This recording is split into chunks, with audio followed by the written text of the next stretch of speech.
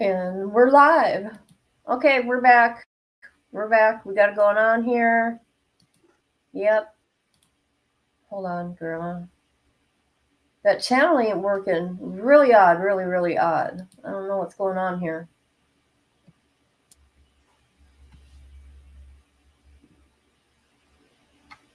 Still not working.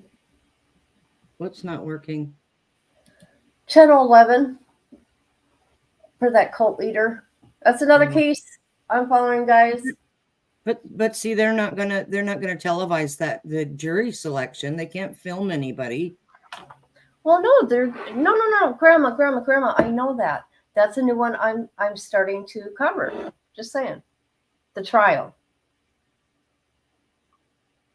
I'm drinking coffee. How about you? No, I need to get one. I'm, the Facebook peeps will be in here. So I'm going to say hi, Facebook peeps, before you come in. Because they do their own little thing in here. They do. Yeah. I think it's funny, actually. Okay, we went live here because Grandma pointed something out really good about all the cops in the courtroom. So, hopefully, the coward comes to the courtroom. Let's take a guess. Is he gonna come up? Huh? What do you guys think? No, he's not going to show up. Of course not. And if he didn't show up today, then he will not be testifying, period, because this is it. This Yep. is this. I mean, the state has already rested. This is the defense last chance here to throw their Hail Mary and see if they can get him off before it goes to jury deliberations. So this is like it. And he's not going to show up this morning, which means he doesn't testify. And he's in that state, they don't have to, which I think they had to drag their dang butt in there and strap him to the chair. Right. It's so weird. You know what? I'm not happy with that judge, but you know what? She did say yesterday, and I've listened to the end. That is his right. What about the right to be in front of the jury of your peers, right?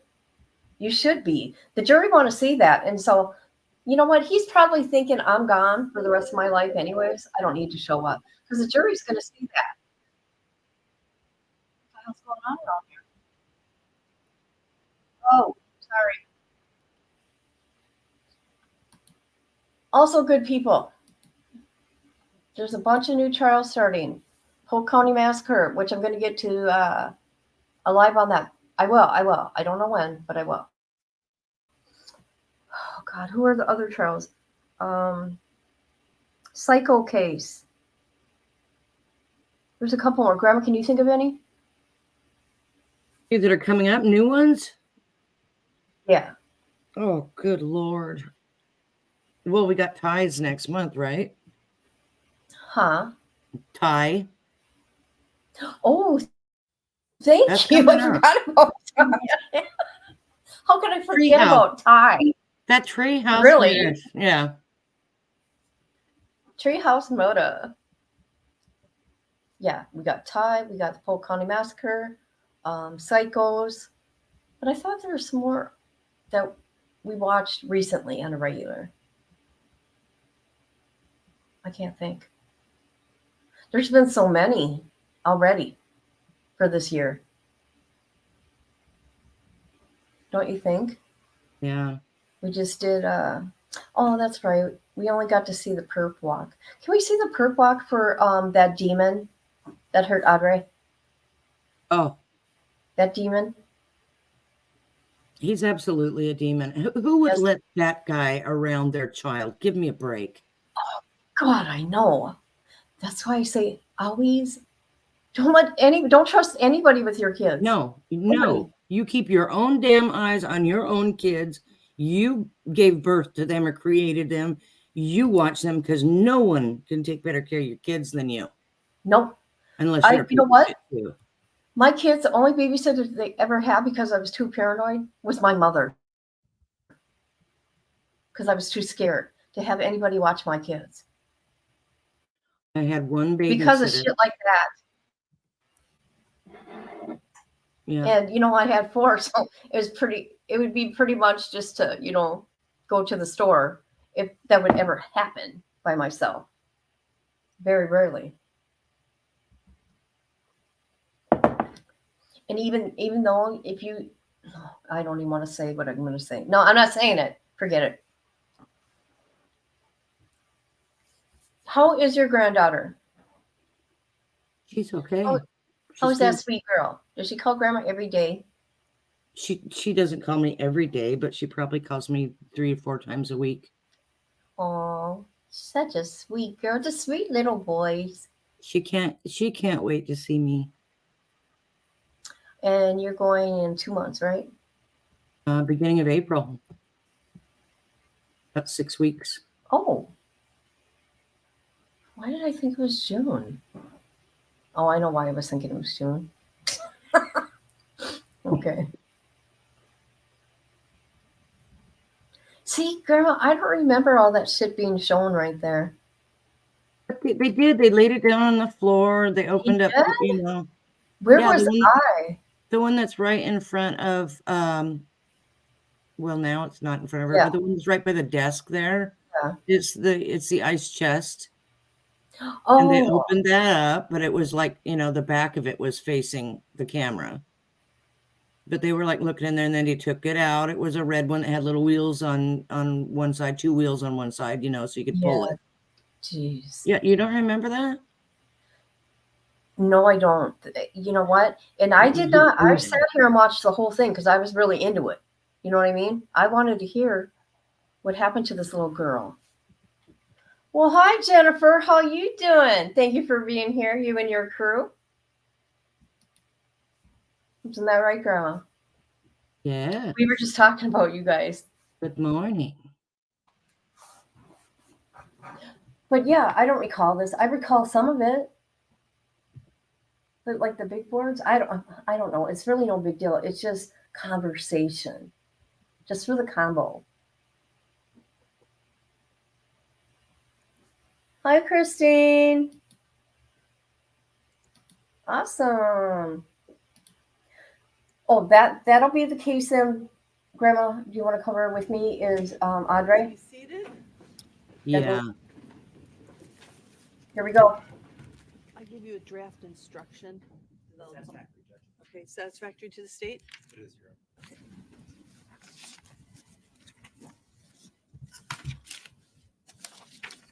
Council approach?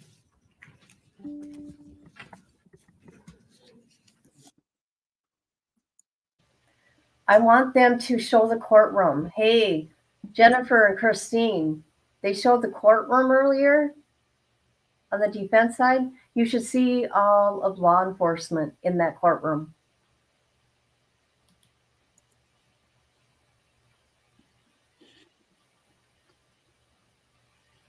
Oh, Grandma, I'm so sorry. Oh, no.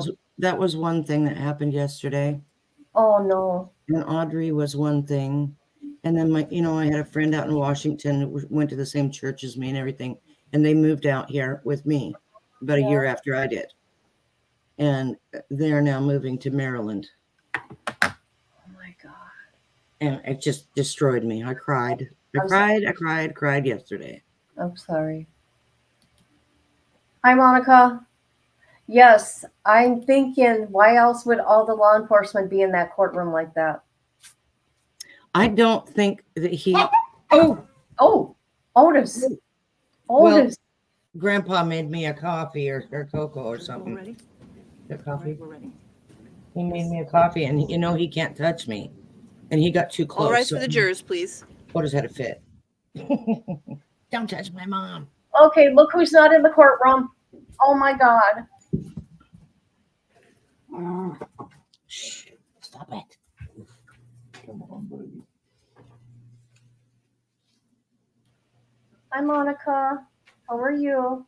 I told you he's not coming today. He's not coming at all. There's no point. Well, yeah, I know. In his mind. We would like to see him. If I was a juror, I would be like, yep, he's guilty. Yep. Just Well, ask. now the judge has told the jury several times that that is not to be used. I don't care. I'm saying if I was a juror, I'd be like, that shows guilt to me. I don't care. It would stick Is in my that Crystal? what? Is that Crystal? Are we looking at the back of Crystal? Crystal. Oh, the mama. Look at the Facebook crew. They're in deep. The crew's in deep I think that's Crystal. with the red hair. Right here. No, the pink to the left with the big glasses. Here. Yes. I wonder because she is tattooed like on her arm like that. He is not going to show up today. There is no way. Of course not. He's a coward. He's a piece of crap. And of course, you know his dad died the other day. Adam's dad died. R.I.P. Overdose. He was supposed to be one of the people that was testifying. He's been watching and he knows his son did it now, right? He knows. He knew, but I think he didn't want to. I don't think he wanted to testify, and He doesn't want to testify, fine. But him not showing up at all would make me think guilty. Yep, I agree. But as Grandma said, the judge says, you can't take that in back because that's his right, blah, blah, blah. yeah, that can't be used against him. See, doesn't that look like Crystal?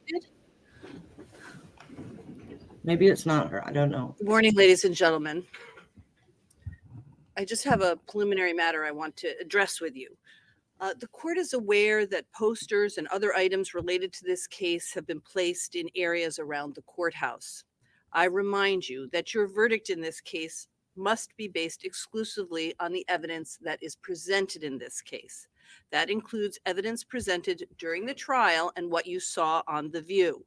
Just as you were instructed that you could not consider any television, newspaper, online, or other coverage of this case, you may not use or consider any information that may be posted or found outside the courthouse, other than on The View, in coming to your verdict.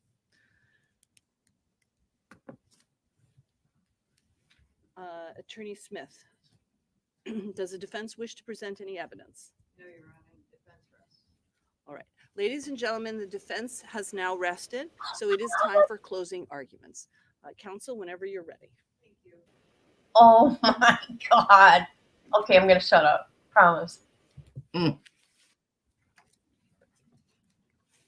Wake up, baby girl. Baby girl, wake up.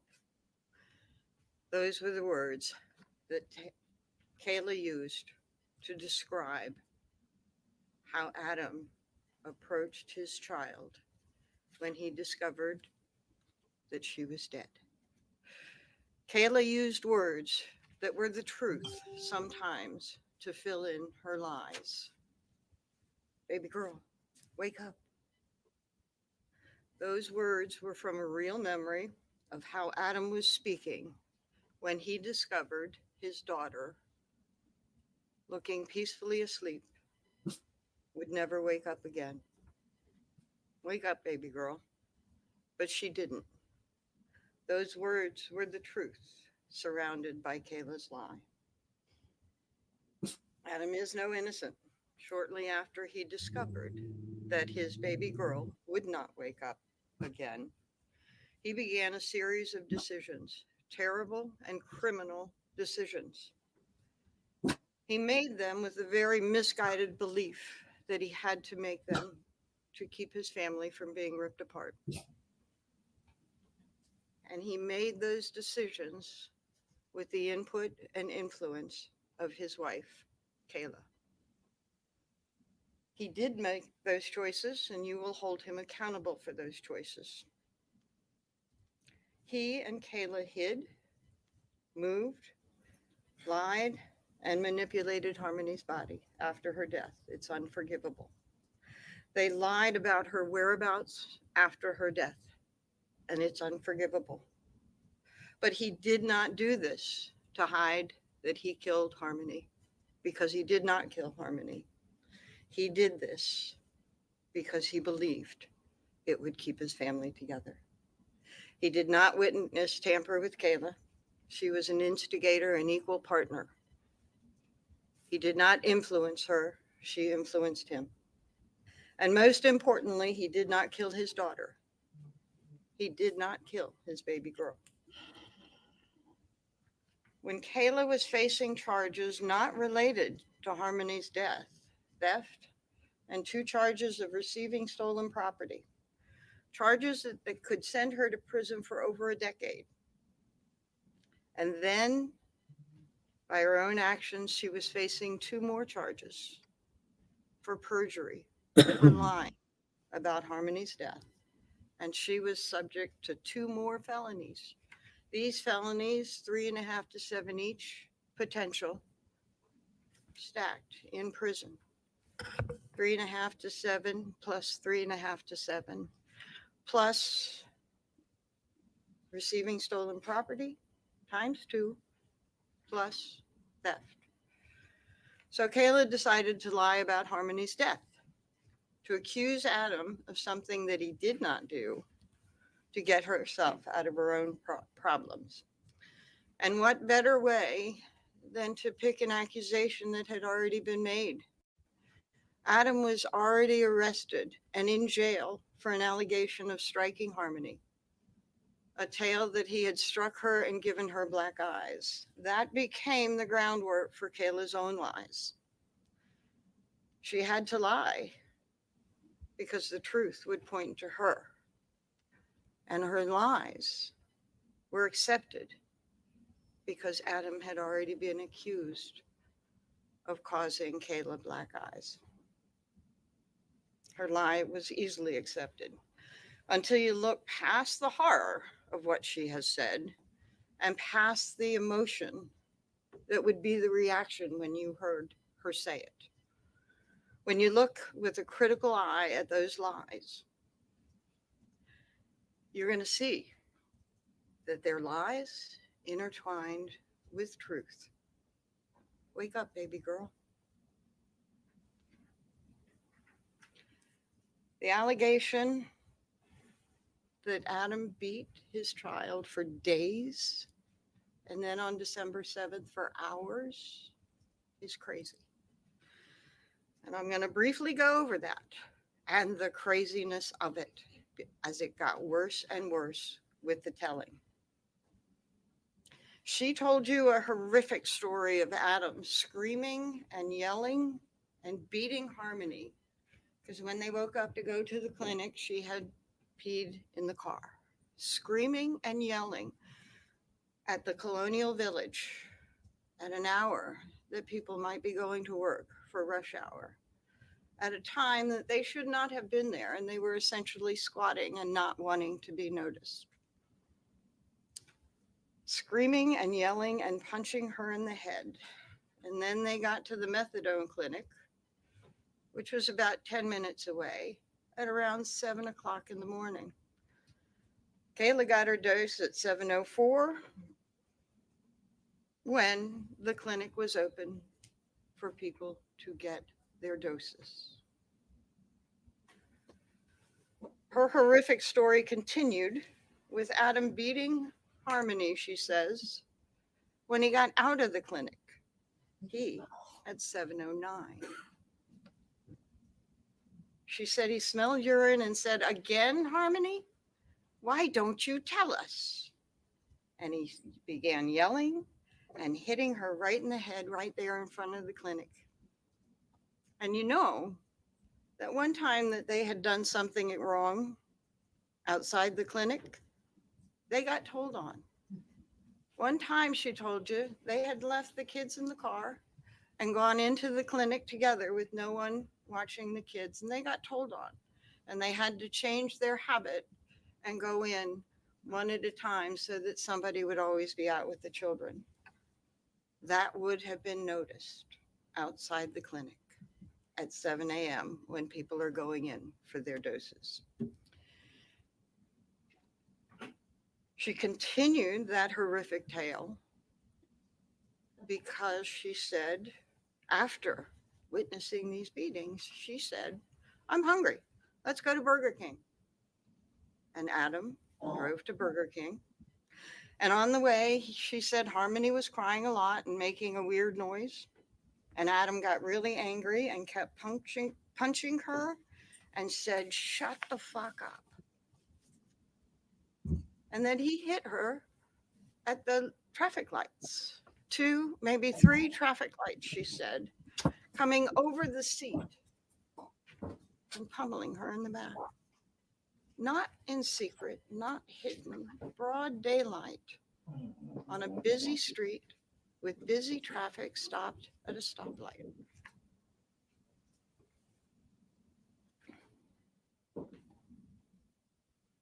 And then she said she put up an arm to stop him.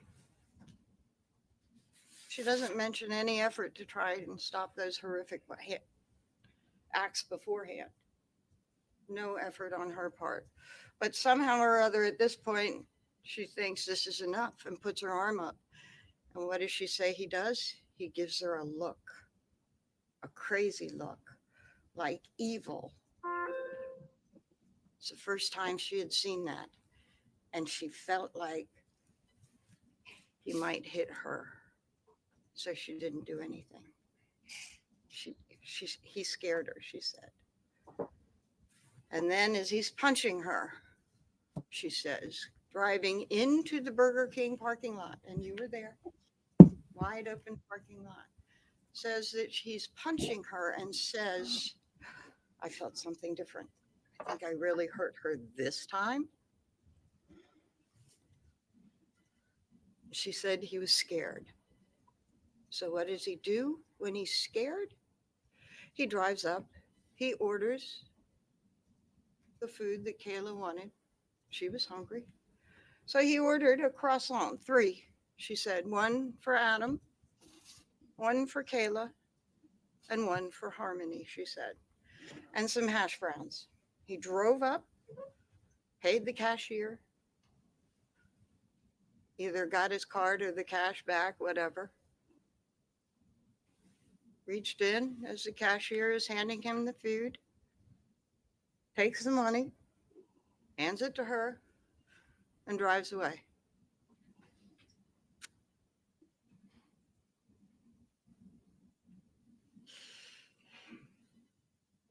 He was scared, she said. And this is what he does, she says. Her story is crazy. And what were the boys doing when this is happening to her sister over and over again? They might have been sleeping. No, they were not screaming as they drove up to the cashier to get the food. They might have been sleeping. She doesn't remember. They didn't react much. They were quiet. They didn't cry much. She continues on at the Colonial Village. She thinks at first maybe they ate at the Burger King, but with more questioning, nope, yep, she was refreshed. They went back to the Colonial Village, and she decided to feed the kids. And she said that she took a little bit out of a little piece off of the food, and she fed Declan. She said Declan was the middle. She would have to put the food in his mouth, but no, she didn't look back. She just sort of reached back and put it in his mouth. And she took another piece and she would give Seamus also. She didn't have to look. She didn't look back. She didn't see anything back there. And then Harmony's croissant, she just sort of put it back there for Harmony, she said. Didn't look back.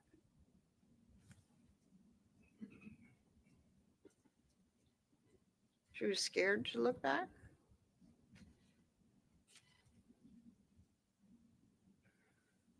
And then also with that, because she remembered clearly, she didn't have to look back for Declan because he was in the middle and she could just reach right there and put it into his mouth without looking. But then she was reminded that Seamus's car seat was in the middle. Seamus had been in the middle of that accident that was on the 29th. And she had previously said that Seamus was in the middle when she talked to the police and that Harmony was leaning against her brother. And that Harmony had a blanket on her lap and that she put a piece of croissant for Harmony on that blanket. She didn't remember this. She made this up. She made it up from feeding the kids when they did go to Burger King. She made it up with some sense of reality. We would go to Burger King and we'd go back and I'd feed them and I'd give them pieces in the back. But she had to intersperse her lies to show that she would not have known the condition that Harmony was in.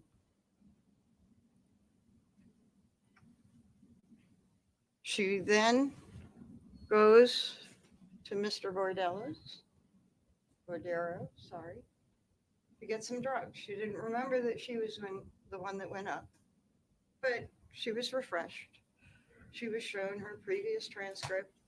She not only told the police she went up to buy drugs, but the reason that she went up was that Tony might front her the money because he'd never said no to her. She remembered it at one point, but tried to deny it here. And she claimed that they didn't stay long and they went, she didn't know where, somewhere. We had to do something. I don't remember what. And when they left, they got to an intersection and the car broke down. And that's when they discovered Harmony was dead in the middle of that broken down in that intersection. Wake up, baby girl. Baby girl, wake up. This horrific story, and they didn't know until that intersection. That story is crazy. But then her story even got worse. When I started questioning her about some of those little facts, and you remembered how she would respond to me, think about Kayla. As you think about what she said, think about watching her testify. I brought out that she had originally said that Adam had struck Harmony 10 to 15 times at 2 to 3 a.m. in the morning.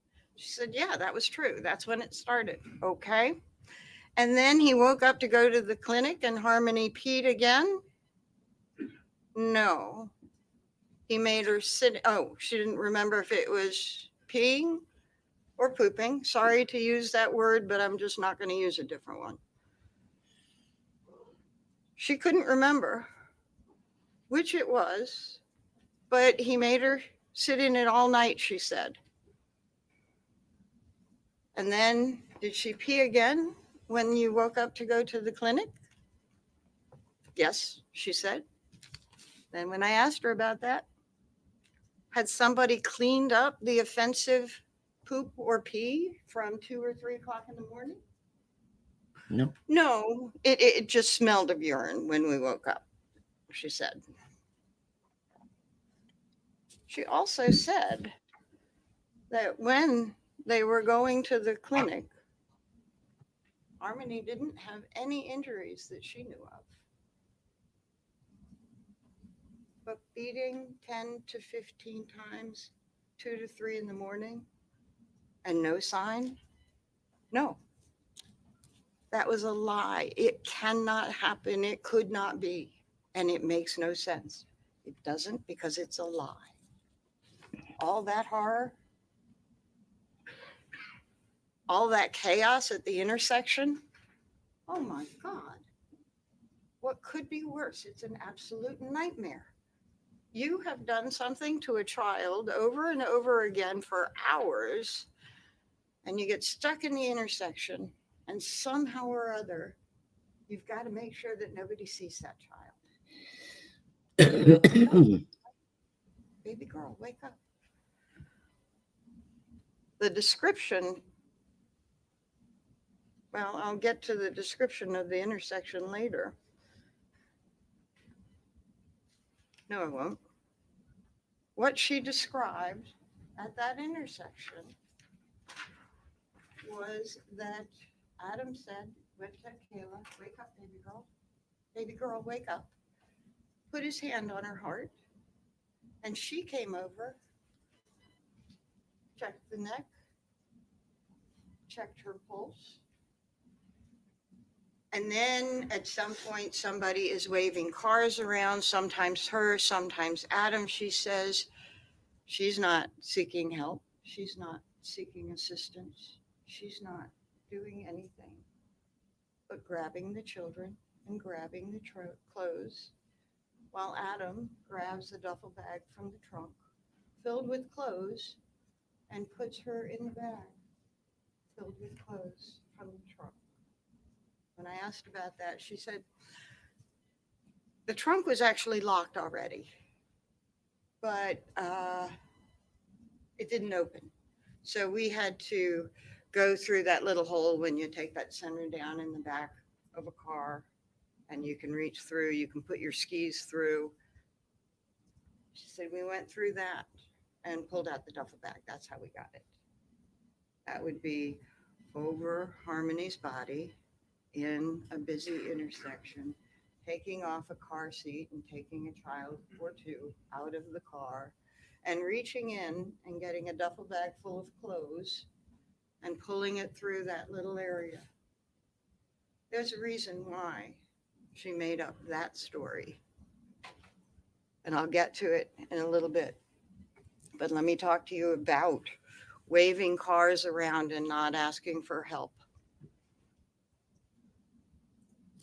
Kayla was admittedly part of the cover-up, but she wasn't covering up to save a man who beat a child in a cold, continuous, torturous, escalating over days beating. If that had been going on, Kayla would have instinctually protected that child. By all accounts, Harmony was a loving, lovely child.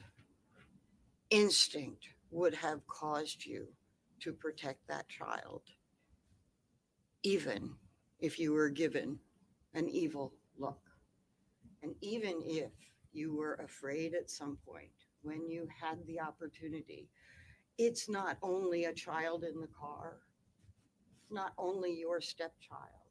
There are two of your children in the car, exposed to an absolute horror that no one would allow their children to be held for. She didn't go to, when she went to Videros, she didn't ask for help.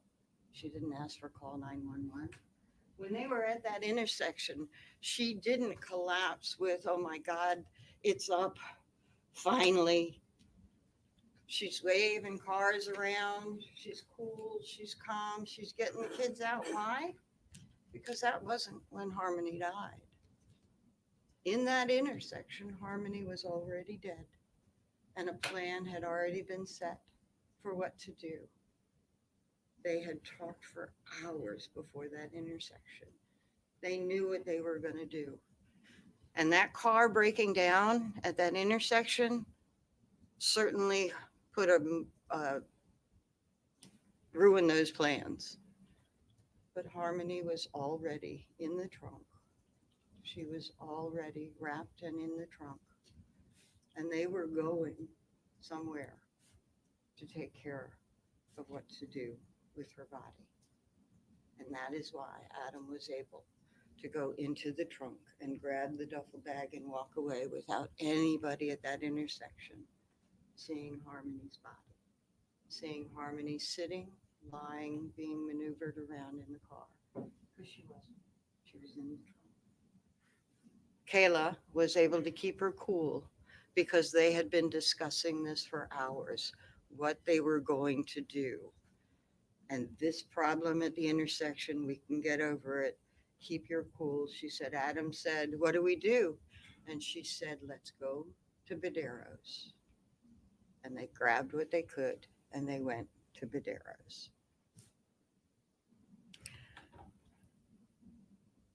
Not only if that had occurred, would she have instinctually protected Harmony and her children when she could. Any love that she had for Adam would have died. No one can maintain love for a man who would do something like that over and over again in front of your kids, in front of you, and give you that evil look that made you feel threatened. There are reasons that women stand by their men, but not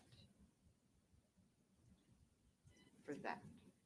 No one would stand by for that. Why did Kayla stand by Adam? Because that never happened. Adam was not a threat to her because of Harmony's death. Adam was her protector. Wake up, baby girl. True memory that Adam spoke when he unexpectedly discovered that Harmony was unnaturally appearing to be asleep. He didn't even know she was dead. Wake up, baby girl. And she never woke again.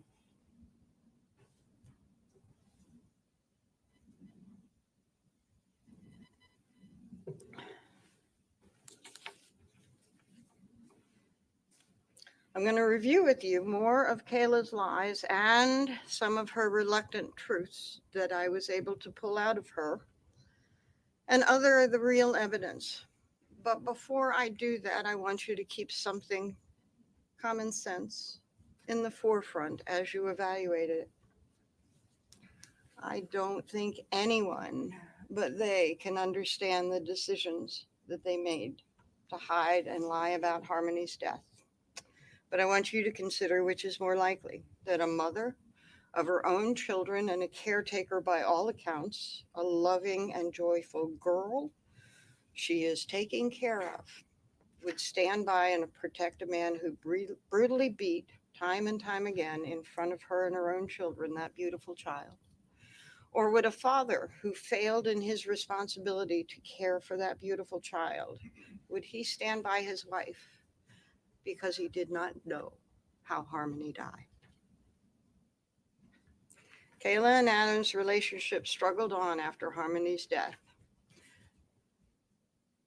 But till the end, Kayla appeared to put Harmony's death behind her. She just wanted her man. Adam, however, lost his grip several times. After he and Kayla prepared Harmony's body to finally dispose of it, to wash off decomposition and debris in the shower and put her in another bag, he tried to commit suicide. Kayla held him together. You've got to be here for me and the kids. She held him together, but he lost it several more times. He would have bouts of paranoia, think Kayla was trying to poison him, think that there were cameras. He was losing it several times after that. Thought she was cheating, lashed out on her, punched her a couple of times. And then in March of 2021, St. Patrick's Day, she recalled, he had another bout of paranoia.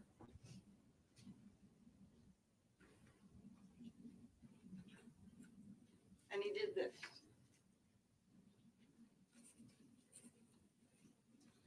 Why do we have this picture of Kayla with black eyes? Because Kayla took this picture, this selfie, and she sent it to her family. This was something she would not tolerate. He did this to me. Adam was arrested. Adam went to jail. She got a restraining order. She moved. No.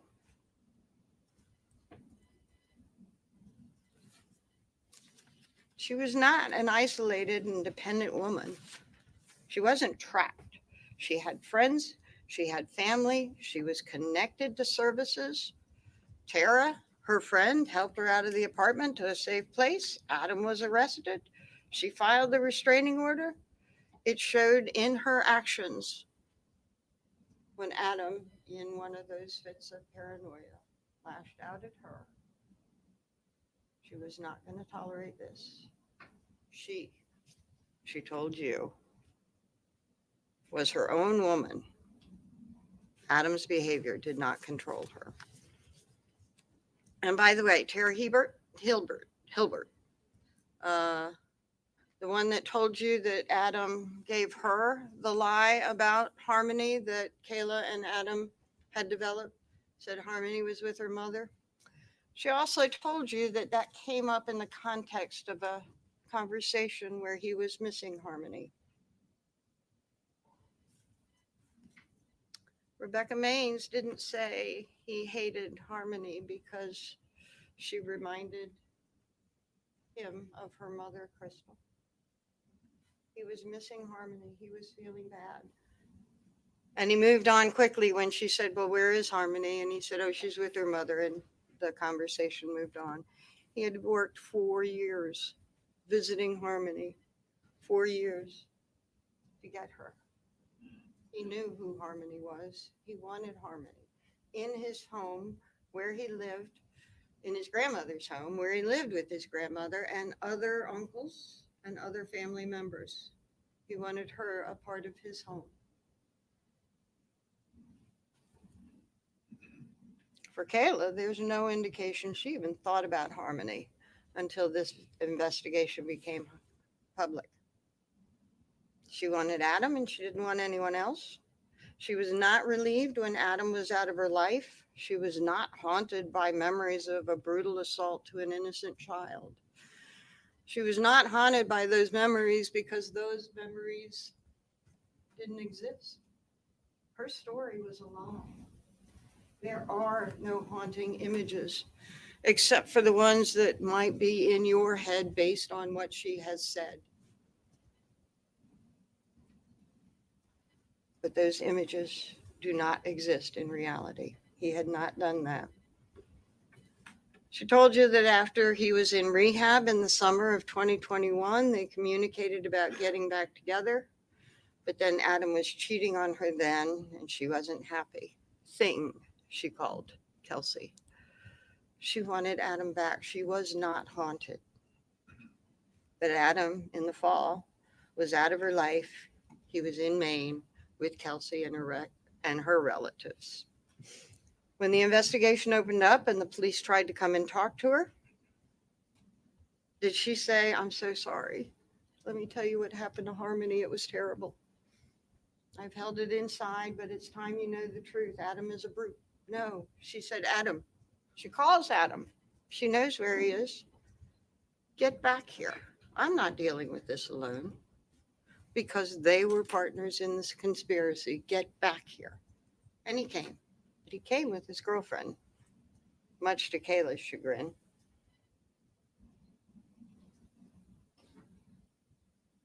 You know, one thing that was odd now, she didn't rely on the police to protect her.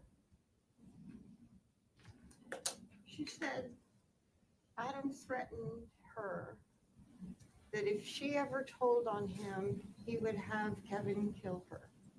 Kevin, you met Kevin, the uncle. The uncle that Adam and he were not particularly getting along with because he had failed to pay some bills he had promised to pay and put them in pretty dire straits. The uncle that after a visit and that argument, about a week later, calls DCYF, the authorities on him. That uncle that you met was no threat to Kayla. That was another lie that she told to try and figure out why, give a reason why she would not have come forward before. She was afraid. I want to talk about another lie that you watched developed.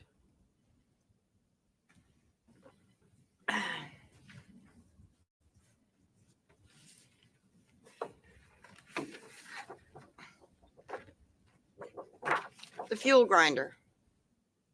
What's that all about? Why was that such a big deal here? The fuel grinder. Well, I'm going to remind you how that developed to be an issue in this case. And it did develop over time. You heard that when Kayla first started giving her her story to the police, she was talking about the shower, what happened at Union Avenue, and she was asked, well, were tools used? And she said, no, only the scissors. She had cut off the hoodie. Adam had taken the leggings, and they put Harmony in the shower. She didn't see or know of any tools. And then on questioning, she sort of saw where it was going. And she said, well, when he came out of the bathroom, he wanted to put her in pieces, but couldn't do it. About 8 months later, when she was asked about Adam using tools again, now this 8 months from the couple of June conversations in 2021, she gets her deal. She has obligations under that deal. She has to keep cooperating or it could all fall apart.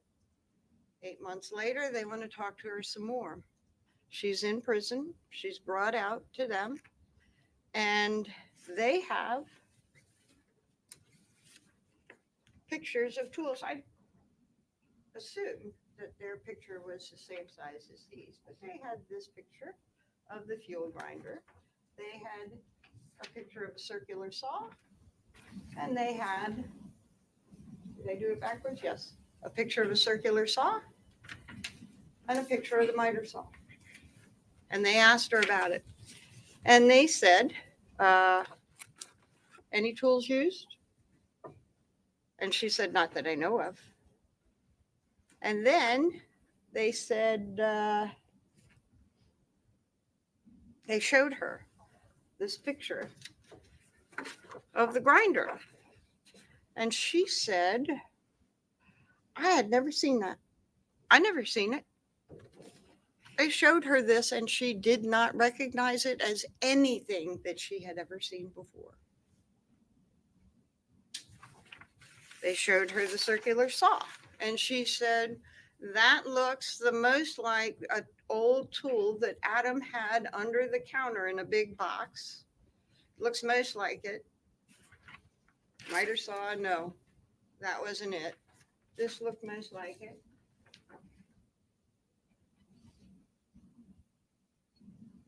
And then you learned that she went in March to talk to them. Now, after that March thing, she's going to talk to the state to prepare for her testimony here in front of you. She had 3 of those sessions. They were very long sessions. And they brought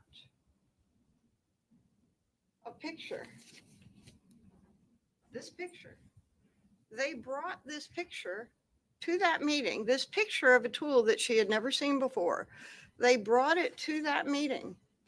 And we don't have recordings of that meeting, but she came out of that meeting having given a story of, well, when we were at her mother's house in December, he was interested in his mother's fuel grinder. She had just bought one. It was still in the box. And he saw that and she recognized this tool as the tool on the box.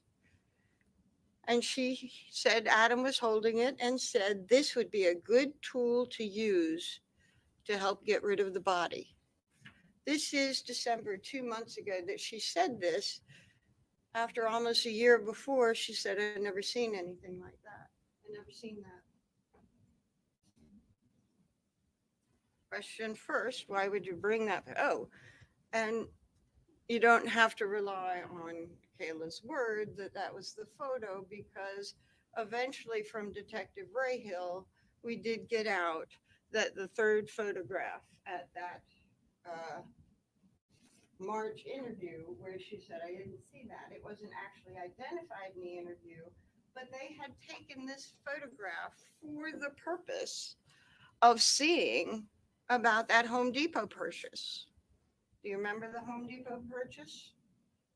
The police were following up on Lime and looking at Lime purchases from Home Depot. Put a 1 And in they chat if you hate this woman. of Lime, the fuel grinder, an extra battery, an extra blade. They wanted to connect that to Adam because it was right around the time that there was a call for service at the shower. That would be evidence that you put together that could prove something. So they want to make that connection. And Detective Rahill said, we specifically brought this photograph to see if you could identify it to make that connection for us, because they had found that out maybe 6 months before. Shouldn't make that connection for them, but they didn't give up. So they brought that photograph, not the police, this was during her prep session. That photograph was brought to the prep session, and she understood this was important. And there was no truth about this other than she had never seen it before, but she made up a story about Adam wanting to take it from her mother. That story has so many levels for you to understand Kayla.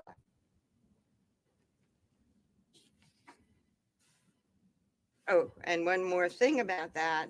I asked her, why didn't you tell anybody before 2 months ago about Adam wanting to steal or take your mother's fuel grinder? Why did you wait 2 years to say this, or a year, or whatever? And she said, nobody asked me. She also said, I think in that story that fuel grinder NutriBlender would have been good too. I asked Detective Rahill about whether she was asked about that, and sure enough, as the transcript showed, do you remember him buying anything or stealing anything or any other types of tools like power tools or anything? And she said no, she was asked about other tools. Then you heard from her mother, the supposed owner of that fuel grinder. Nope, never had a fuel grinder. I have plenty of tools. I do some woodworking stuff. I know fuel grinder. I never had a fuel grinder. I never bought this. Certainly didn't have a new box with a fuel grinder in it at all. Independent verification that her story was a lie. But it also illustrates something really important. One, she can gauge what seems to be important to the police or to the state, and she can create a lie to try and give them something that they seem to be looking for. She doesn't understand its importance, but if they're going to show her this thing again after she said she never saw it, it must be important. Especially with, and I don't know if it was all blown up for her when she signed it.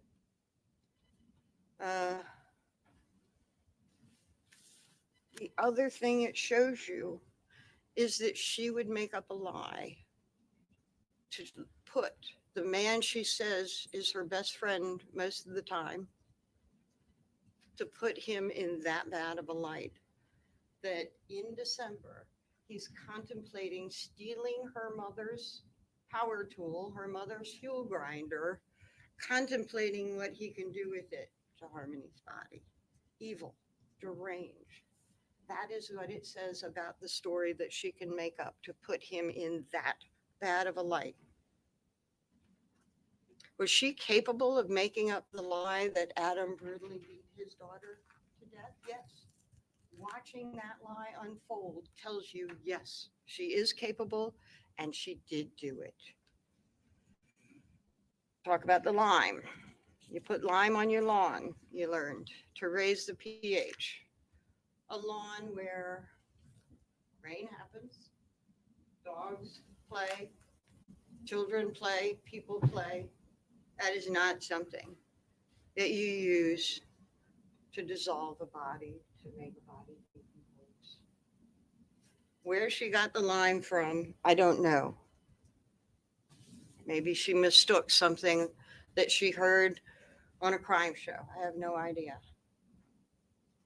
But lime to decompose a body, nobody has told you that it would do that.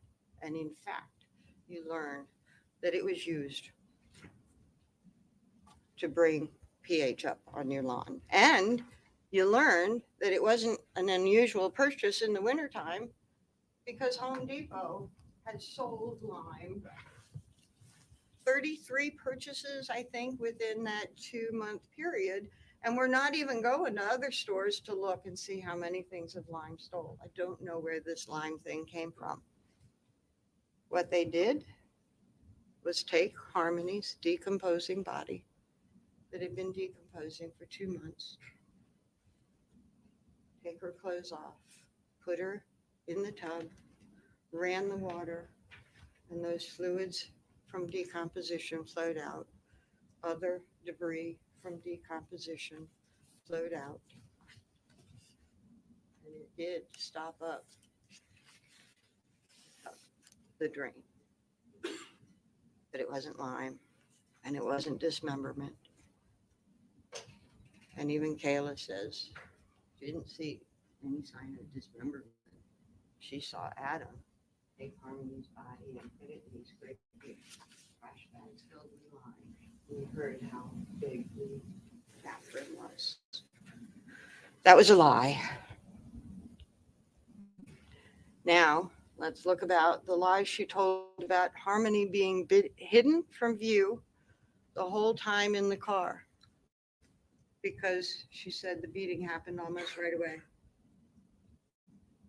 From the time, and I confirmed it, you're saying from the time of eviction to the time that Harmony died, you're saying that she was beaten all the time. Yep. Hidden the whole time. Yep. And you pretty much stayed at Colonial Village the whole time without moving. Yep.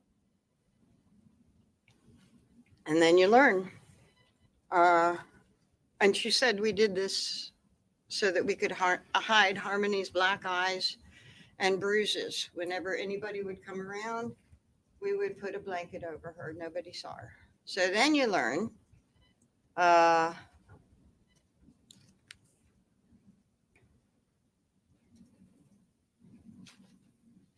that Harmony was not hidden. Harmony was not hidden from the Garcias. You heard Courtney Garcia. They had met up with the Montgomerys. They had given the Montgomerys food. They knew the Montgomerys were living in the car. And Courtney told you, we offered to let them stay overnight at our place. And Adam was interested. Kayla was not. Do you remember that? Kayla was not. Adam was interested. Adam was not hiding Harmony from view. Harmony wasn't hidden from Christina Lubin. Kayla's mom testified. Kayla had admitted that she went to her mom's the day after Thanksgiving. And she went there to see if her mom could put them up. And her mom couldn't because of the landlord. And eventually I was able to pull out that she was there. While she was there, she got cleaned up.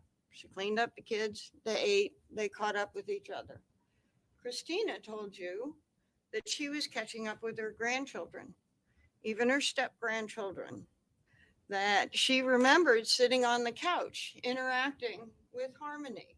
She was a lovely child, kind of quiet, polite, but she looked healthy. And she noticed Harmony. She noticed her hair in pigtails. She noticed what she was wearing and the glasses, and she interacted with Harmony. There were no black eyes. There were no bruises. Harmony looked good. Harmony wasn't hidden from Tabitha Scott on December 29.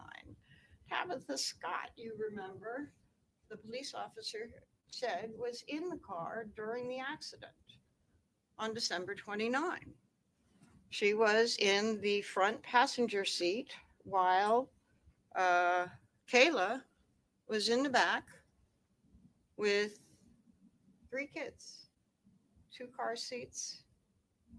And so that when the police officer came, they threw a blanket over Harmony to hide Harmony. Why? Because of black and blue and bruises? No, because they went to Christina Lubin's after that. There were no black and blue. There were no black eyes. They hid Harmony because they had too many kids in the car and Harmony was not restrained and they had just gotten in an accident. Maybe people overlook it, but not when you've just had an accident and your child is unrestrained. She wasn't hidden from Tabitha Scott that day. So that's 2 to 3 days after they've been living in the car now. And then another 3 days later, December 2nd, she wasn't hidden then.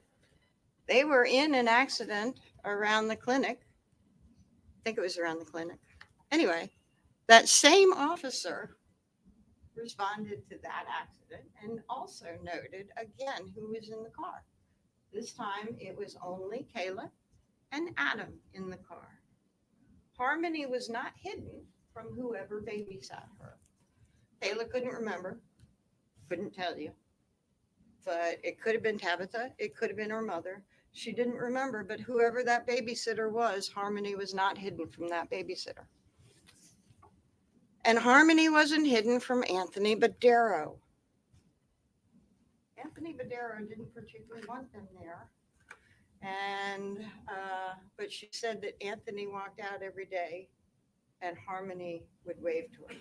Where did she say this? She said this to the grand jury. She was in the midst of a lie to the grand jury, telling them Harmony on the 30th had gone to her mother's. Adam took her to her mother's. She's lying to the grand jury. She doesn't want to admit anything that is the truth about Harmony once they were evicted. And she sort of slipped. And she said, yeah, well, Anthony Badero, Harmony would wave to him every morning for those 2 weeks into December. And then nobody seemed to catch that that was actually different from the lie that she was telling. Just moved on and she continued on her lie. And she admitted to you when I asked, yep, that was a slip. And yes, that was the truth. No need to lie about that to the grand jury because you didn't want to bring that out in the first place.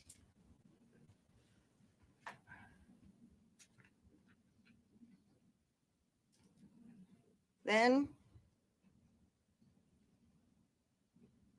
I talked about one of the issues that did come up a lot in the car.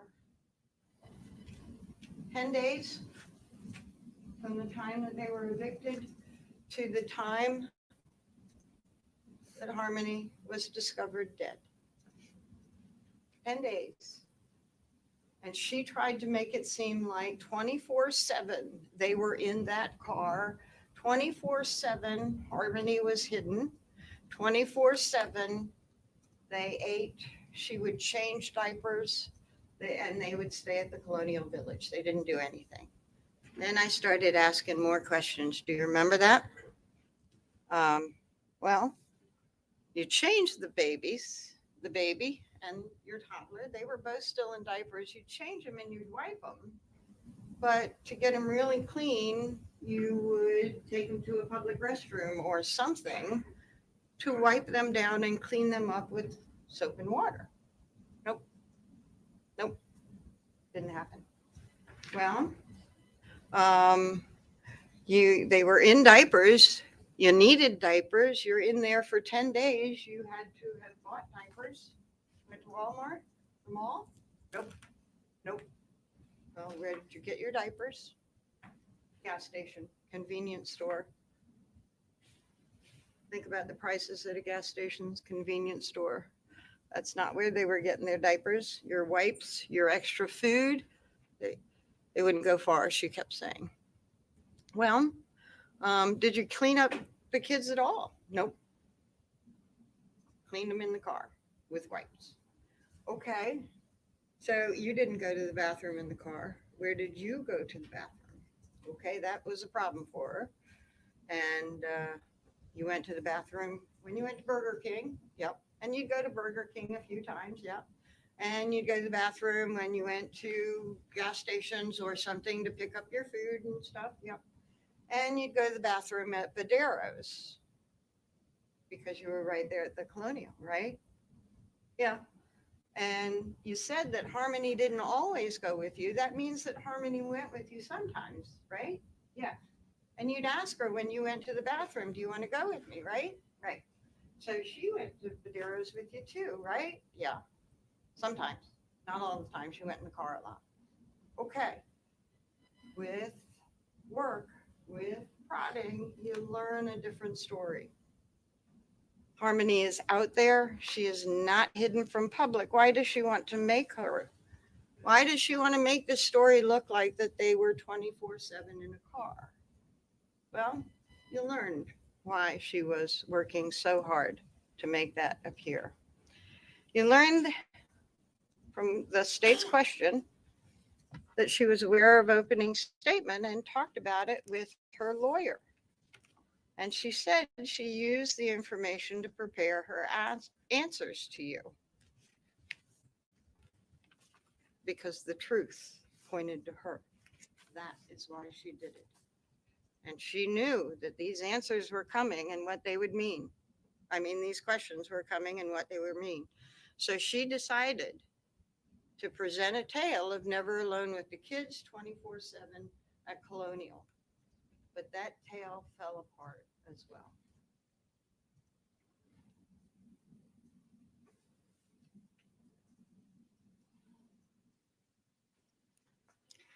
Mr. Badero was another person who was caught lying to the grand jury. And he told you he didn't want anything to do with this investigation. He did not want to admit that he had been selling drugs, and he did not want to be part of this investigation at all. He said that no, Harmony never waved to him. He never went down to the car.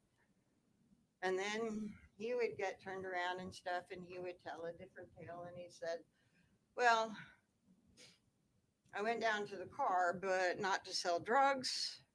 And maybe I'd wave at the boys, but I didn't see no girl. I didn't see no girl.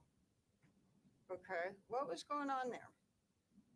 Badero, in November 22nd, had just been convicted of another offense involving a drug. One of his prior offenses was distribution. And he also got driving without a license. Without a license. Shortly before, another conviction. He had used Adam as a driver, and Adam had used his car back in September, I think. And he did that because he was going to court, and he certainly didn't want to be driving a car without a license going to court. So he needed a ride. Adam drove in the Sebring, and he brought all the kids with him. And he and Badero and the kids were in the car, and I think somebody else. And we go to after the conviction, he's no less afraid of being caught driving his car without a license, what it might lead to. So he's still in need of a driver. Adam just can't use his Sebring. The family is living in the Sebring. And he said, yeah, Adam drove me in my car sometimes. I don't know how many times. It could have been just once. Reducing him out. But Adam was a driver. Why would he not be driving? He's right there. He's got nothing else to do. He's in need of money. They want drugs. Of course, Adam was driving Badero during that time. Kayla even admits that, yep, Adam drove Badero in Badero's car, but not while we were living in the Sebring. But not while we were living in the Sebring. But not while we were living in the Sebring. Why? Because that, you understand that he was driving Badero during that time. It is why Badero is going out in the morning to see Adam, or out daily to see Adam to get his driver. And it is why Kayla is alone with the children in the car. And it is why Adam did not know until he came back that Harmony was dead.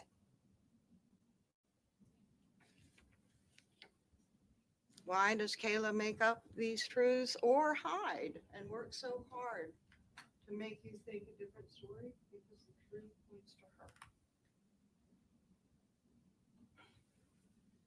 Sorry.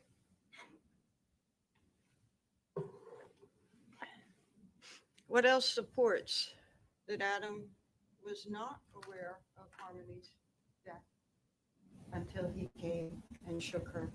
Wake up, baby girl. Let's talk about blood in the car.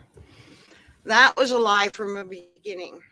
She had told the police, she learned, that while she's claiming that they're all frantically pulling everything together to leave the car that has just broken down at the intersection, she said Adam grabbed a Kleenex, I think, and wiped something down in the car.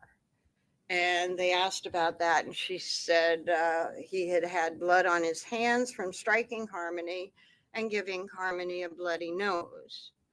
She assumed that that's what he was wiping up. And the police officer said, wait a minute, I haven't heard about blood before. What's this? She gets discovery. She knows that they found the car. She knows that there's no blood in the car. So she walks it back. And she says, no, not that day. He was cleaned up.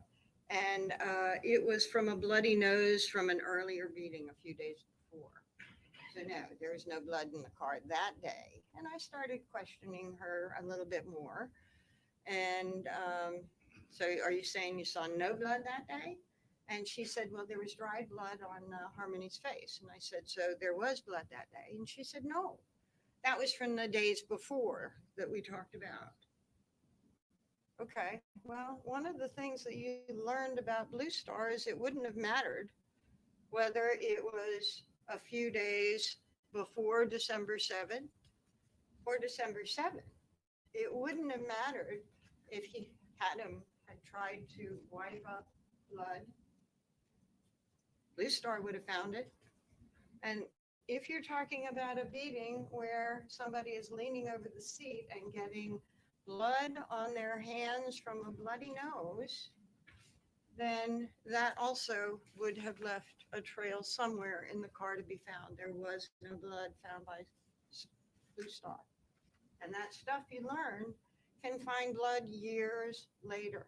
Trace minute amounts of blood, and it did in other places, not necessarily anything related to this. Being out in the elements, being out in swinging temperatures may or may not affect the test, but it can, and it did find DNA on the toothbrush. Those trace things last. There was no blood in the car, around Harmony, around the center console, around the steering wheel, anything to be found by Blue Star, because that never happened.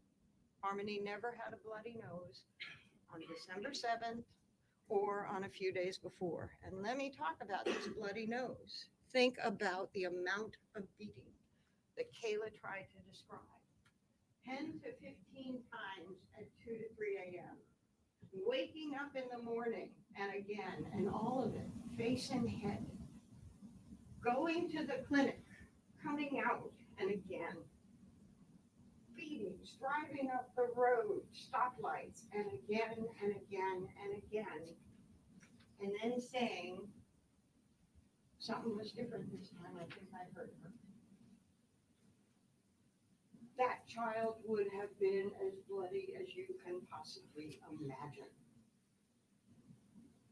Why did Kayla slip about the blood and then back it off?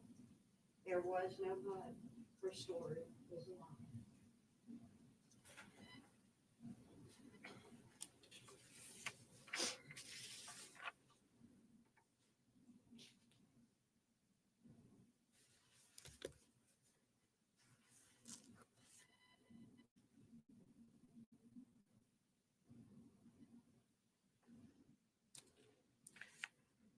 I lose my place often. I'm very sorry. I know that you're being very patient with me.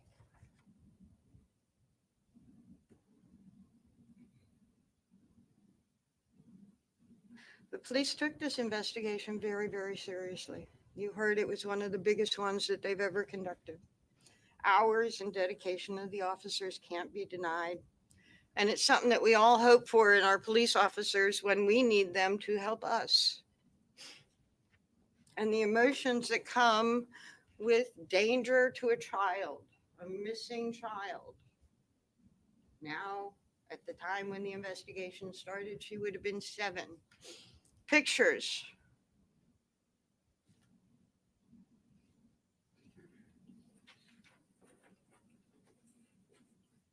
Of that adorable child in the media, pulling in the community.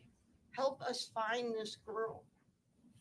The media is all over it. It's the biggest thing, the biggest investigation Manchester police did, and they dedicated time, resources, over and over and over again.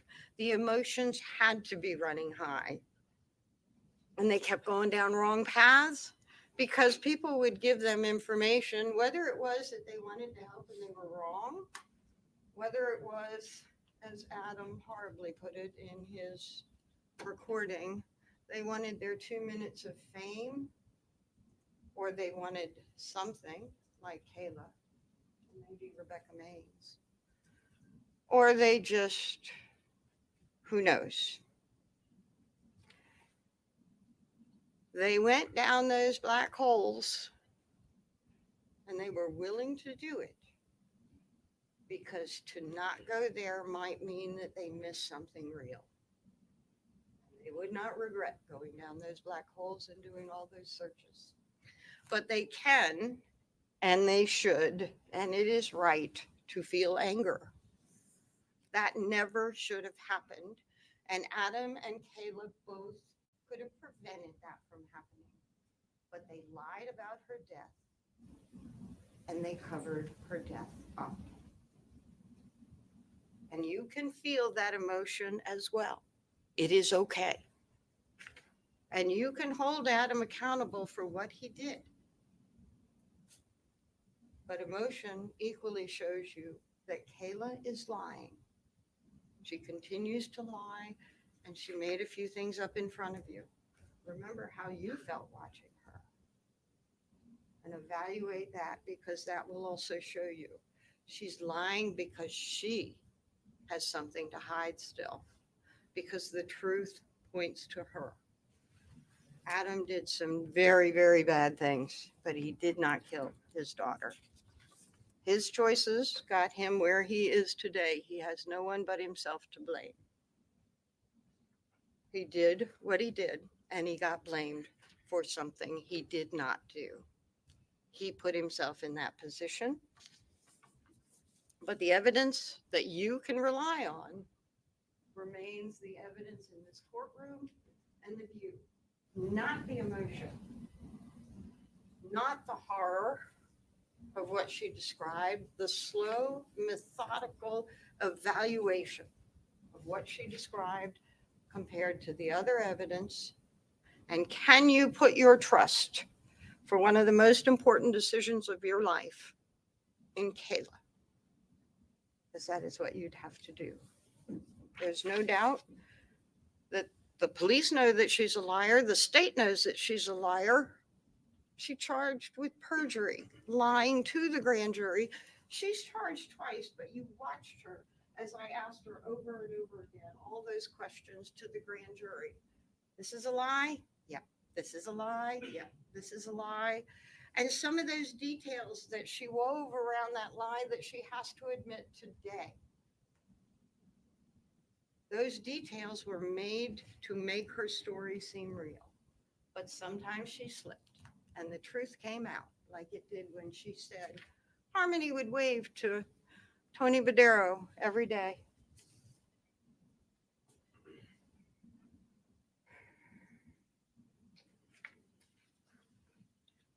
Take those emotions, recognize those emotions, and put them aside like you said that you were able to do. I haven't talked about the second-degree assault case almost at all, I don't think. Kevin made the accusation. You watched. He was in a fight with Adam between Kayla and Kevin. You've heard the fight was about money as well as Kayla's black eye. And what did he say, a week later, maybe 10 days later, he called DCYF. Well, that was investigated. Mr. Tsaros came out, took a couple of times, but he came out and he talked to Harmony, and he talked to Adam, and he talked to the family, and he checked things out. And he has a series of things that he is checking out to determine if a child is okay, if she's safe, the things to do for his investigation. And as a result of all that, nothing. Until 2 years later, when they're investigating Adam and they want to get him, he's arrested for that second-degree assault charge for what Saros was content with the situation, to hold him, so that he was in jail from January 4. Kayla went to jail a couple of days later.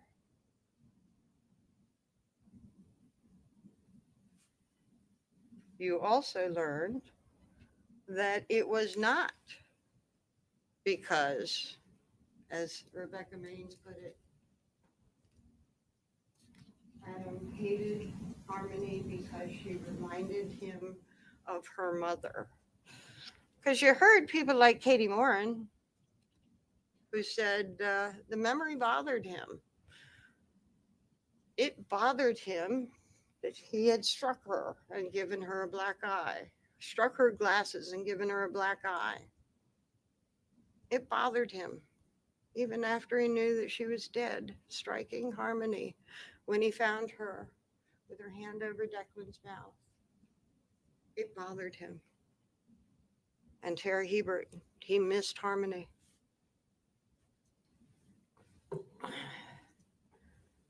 I do appreciate your patience, and I'm coming to the worst part of the case for me.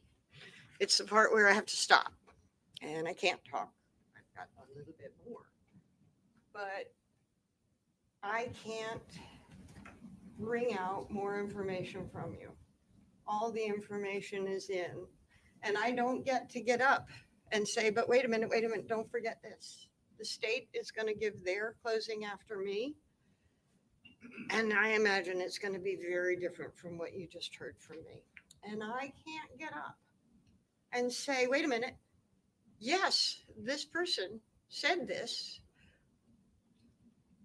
but look at the context of what they said. Look at somebody like Nicole Giles, who said, I saw bruises on Kayla's torso and on her body, and this was at the Fit Shelter before they ever went to Union, and it bothered me. Kayla's friend Nicole, when she was first talked to at the beginning of the investigation in January of 2022, the month that Kayla and Adam were arrested, she was asked about those sorts of things, and she said, no, I never saw any sign of domestic violence. No, I didn't see anything. No. And then I think it was a year later that she comes out with this story.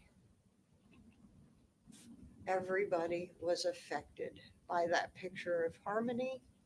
Everybody was affected by the media and all the police efforts that went in to find this child. And some people wanted to contact police, talk to police, and be a part of it. But Nicole Giles, when she was first spoken to, said no. So if the state talks about what Nicole says, I won't be able to get up and say, wait a minute, she didn't say that at first. That was with all the exposure over the year. She made up that story to help her friend Kayla when she was talking neutrally without knowing anything. No DV. Let's talk about Rebecca Maines. She sounded like a pretty decent person, standing up for her wrongs in her past, taking responsibility, understanding it. But boy, did she get her hair up when Jamie, Attorney Brooks, started asking about those things. I've admitted I'm a criminal. Don't go down that road. No, she is still denying her status as a criminal because she doesn't want to hear it anymore. She got her hair up and she said no. When I talked to them in January of 2023, I wasn't looking to get anything. When I talked to them, I wasn't facing any charges. I was already convicted and in jail. Then you learned, no, she was facing charges. She was facing the charges that are still pending now. And I think she said that she wasn't getting any additional time. There are plenty of reasons that people say what they say. With Rebecca, I can't go through the changes. You heard that she had several interviews and not what came out when.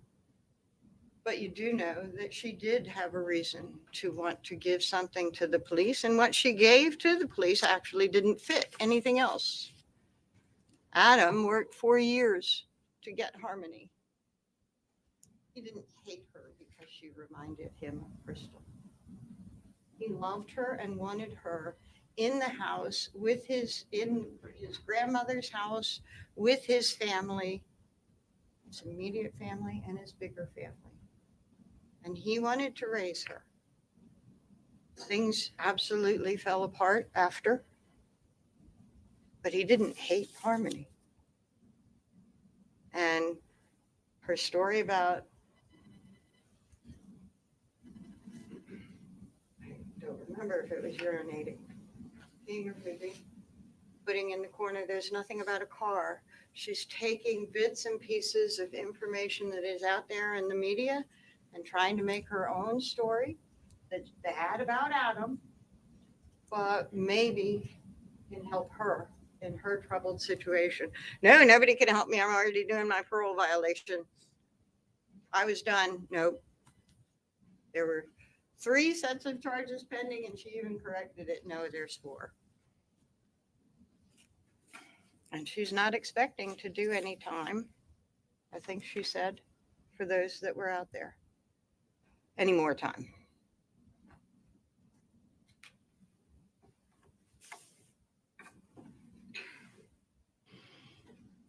So back to the end.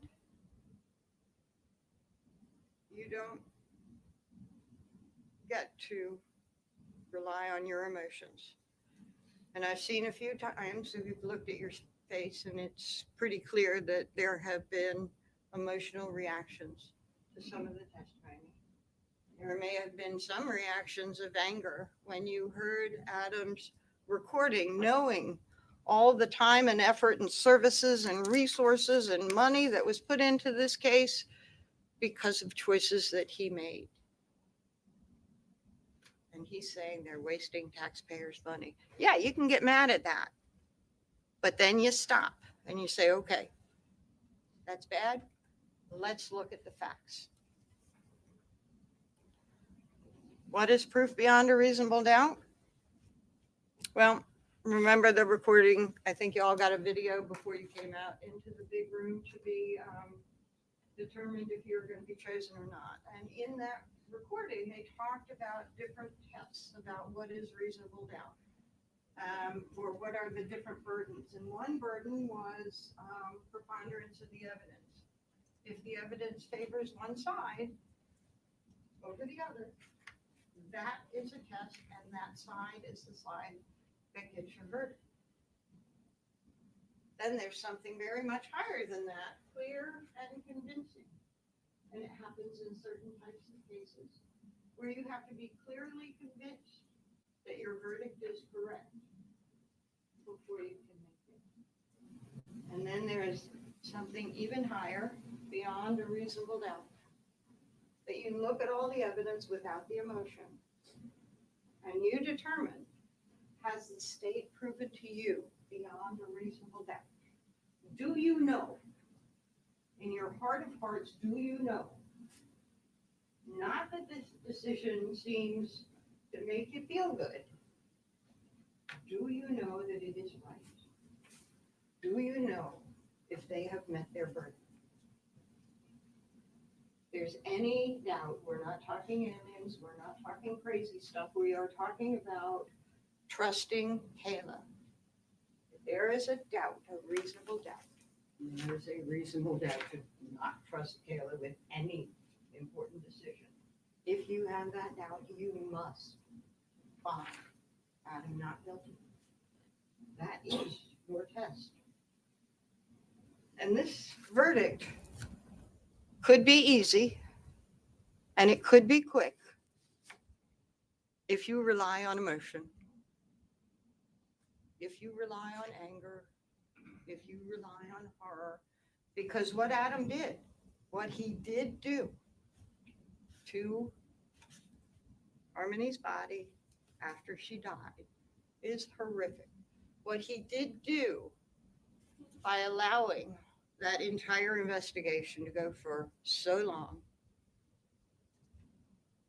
can make you very, very angry.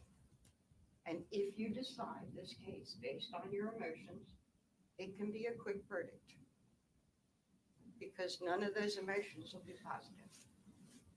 But if you take the time, you take a breath, and you go through the evidence piece by piece, evaluate, talk to each other. What do you think about her testimony? Some of you will remember things different from others. Talk it out. What was correct? Some of you might remember things different from what I said. I'm human. But talk it out. What is right here? What is there? What is missing? What is crazy? And what is fact? If you do that, this is a very, very difficult case because those emotions are there. If you do that, if you put it aside, you will find that Adam is not guilty of murdering his brother. He did not do that. And he's not guilty of witness tampering. He didn't influence her testimony at all. It was in her best interest. A lie, to hide, and to make up more lies as time went along, because the truth hurts.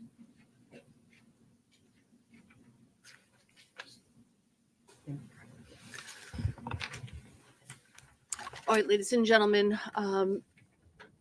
what we're going to do now is we'll take a 15-minute break so that you can use the restroom, have a drink of water. Then we'll come back. It'll be the state's opportunity to make closing arguments to you. Then I anticipate that we'll probably go directly into final instructions. And at that point, once you have the final instructions, we'll select the alternates, the jury foreperson, and it will be time to deliberate. Thank God. For now, just take a stretch, have a drink of water, use the restroom, and then we'll bring you back in for the rest of closing arguments and instructions. All rise for the jurors, please. Oh my God. Thank God she's through talking.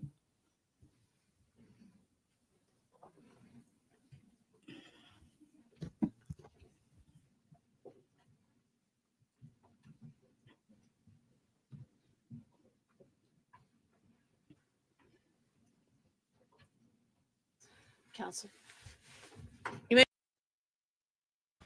All right, now I can talk. I Yep, that's Crystal. I wish he would have shut up, man. Oh my God. That's Crystal.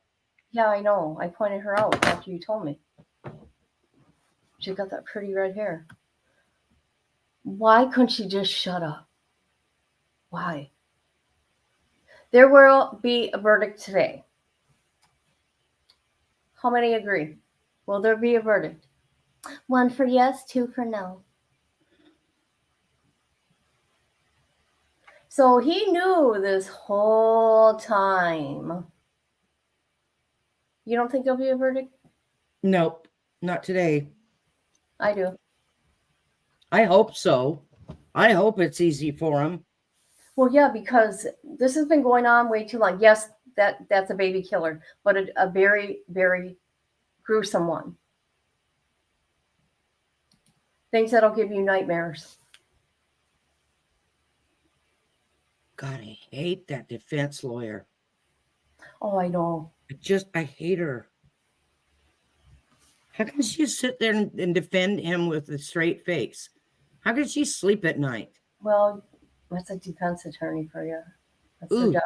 dirtbag, bitch. I thought she was, oh God, what did she say at the end there? And she wasn't done yet. She talked another 15 minutes.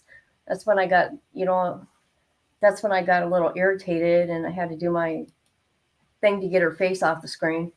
Hoffa. Yeah, You like Jimmy Hoffa's Hoffa? finger up there big time. Jimmy's even sick of hearing her. I should ask her, do you know who Jimmy Hoffa is?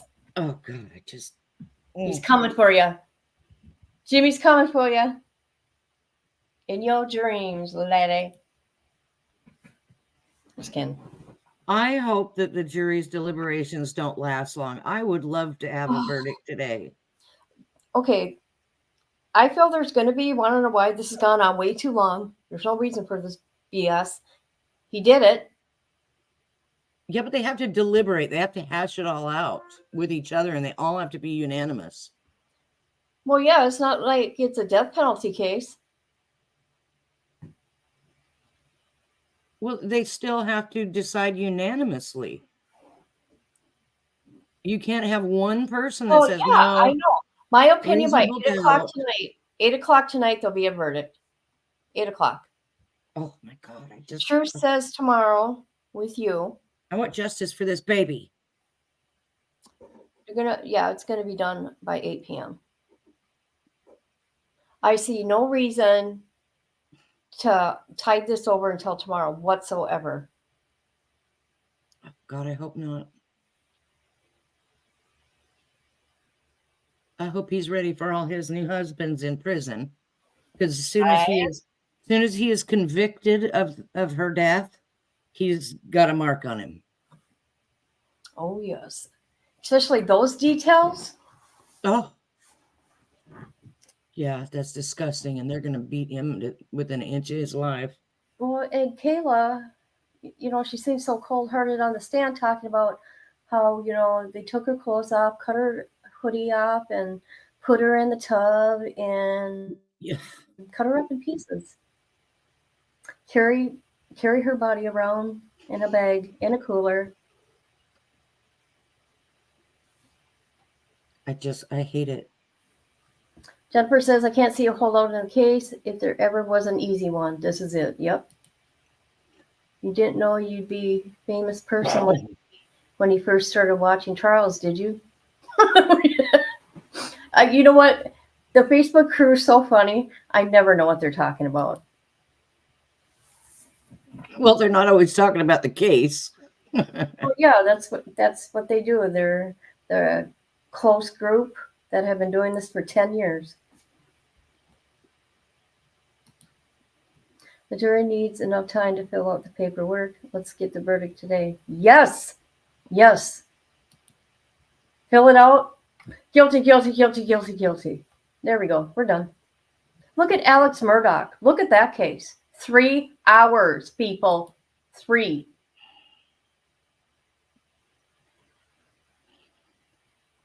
Most of the time, we're not sure what we're talking about. I notice you guys like to talk about tacos, and I get hungry. No, Dave is a taco. They talk about tacos. Somebody said they cooked tacos last night. But they're always calling Dave taco. I know, but I've been seeing them talking about eating tacos for supper. Look at Dave laughing. Dave, you're a taco, Dave. Are they eating you, Dave? Well, I see why you guys are close now. You know what gets me, and I just can't get it out of my head? What? Harmony would be 10 this summer. Oh, no, you're kidding. Tacos a religion? No.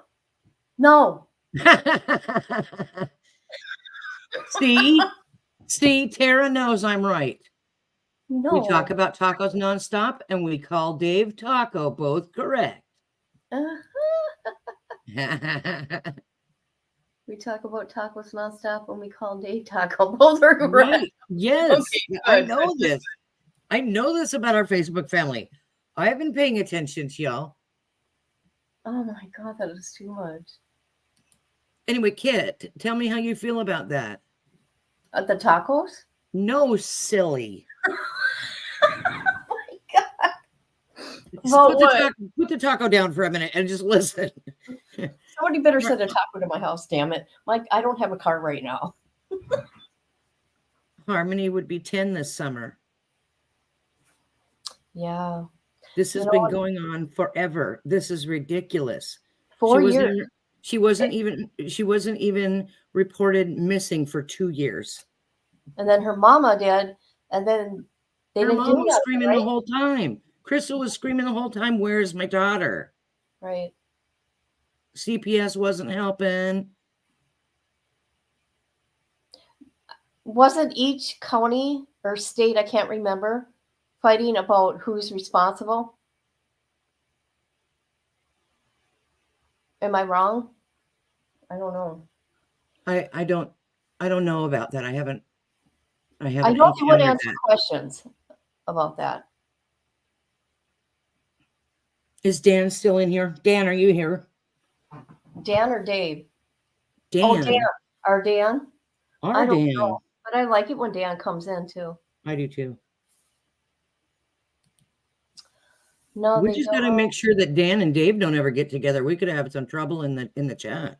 What they talking about? Yes. Oh, my here we God. go. Here we go.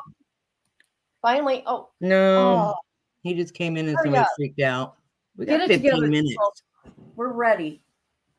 They still got to pee. Dang it. Well, at least we know he's ready. I think he will be boom, boom, boom. He'll make sure it's over with under an hour, and then the judge will do what she judge, the jury instructions, so then they're gonna say break for lunch, and then they're gonna start deliberating. What do you think? Yes, I think they're going to break for lunch and then the jury will go to deliberations. Yes. Okay. They will get, 30 minutes worth of instructions before Yeah. they actually go to deliberate. They get all of the evidence that was presented. Oh my God. It was a short break. What about us with prostate exam? Dave, that would be your problem. I Go see can't a relate. urologist, okay? That's right. Oh, funny. Oh God, you guys are funny. I know. That's why when I see their comments, I'm over here laughing. I'm like, what are they talking about now? I try to kind of keep a quick eye on them too while they're talking, trying to figure out what are we talking about now. You guys are silly. I like it. And I wish the other people on YouTube could see what these guys are saying, but they can't. And Facebook can't see what people on YouTube are saying. No, you have to be putting those comments up there so people can see what's going on. Yeah, that's why I do this. I don't like to do it when, the hearing's going on because that gets frustrating. Tara. I hate it when people do that shit. It's like, just shut up and pay attention. I want to hear what's going on here. Okay, here we go. What did Tara say? I was excited to see the shiny head. Oh my gosh. Put an impression of a taco on concrete instead of my hand and feet prints. You know what? Where is Alma? Alma loves tacos too. And she's Mexican. Well, Alma. I miss Alma. Well, Alma plays for the other team, so yes, she likes tacos. Right. Girl. I like Alma too. She's very funny and very friendly. I like her. Very sweet girl.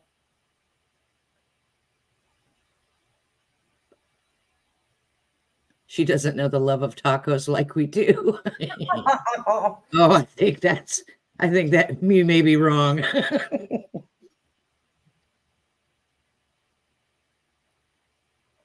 Let's see. Hey, look at the comments. Are these old comments from Dan? I miss them. Are those baby killers? I don't know anything about this case, Dan says. Well, I know that's why I was trying to get him to answer so I could answer a couple questions while we're at break, but he's not here. Dan left us again. sadly, there is baby killer parents every day, and they're baby killed every day. I cannot stand this kind of shit anymore. We got to do something about this in our society. We got to do something about these people. Child predators. Oh my God, that creep was allowed around Audrey. They should have to have a license plate or something, or a tattoo on their freaking forehead. That's more like it. I am a sex offender. A pedo. Yeah. Well, you know, YouTubers will charge a fee. They don't get, hey, this is an unmonetized channel. Nope, nope, nope. I make no money off of these babies. I'm not like those other ones.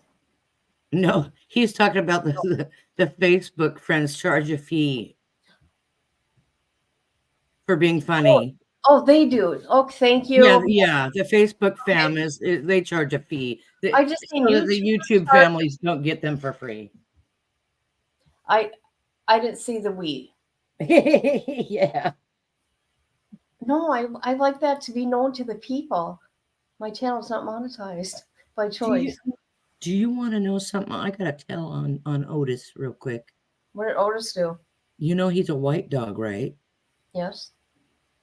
He's not anymore. He went out there and he rolled in the sand, in the dirt. He is so dirty right now. And so we came in the house and I said, "Oh, you're dirty." And he went underneath my bed and he hid under there until just a couple minutes ago. And now he came out and he's sitting on my bed. And I'm like, he hid because he knew I was going to grab his butt and stick him in the sink and shampoo him.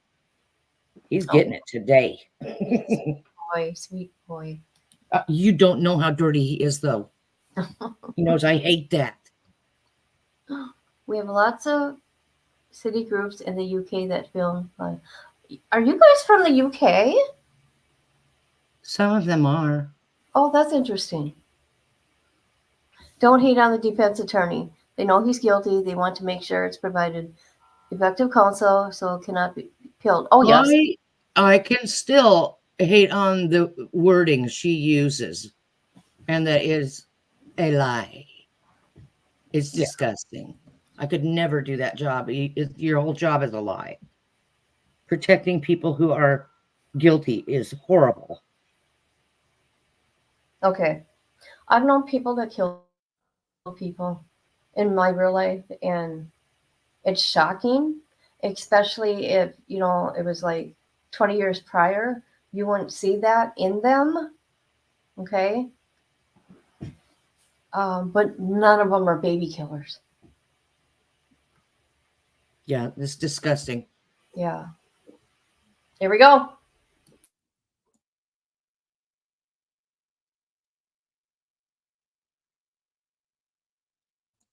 And they better have their audio worked out today for this.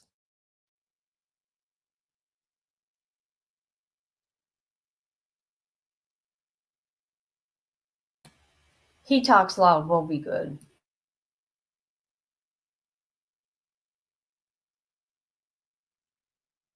Do you see the ice chest sitting there on the floor? Right in front of him? Yeah. And I just that's the ice chest. I just want to say that there's prosecutors I don't like. I don't like the prosecutor in Young Thug's trial at all.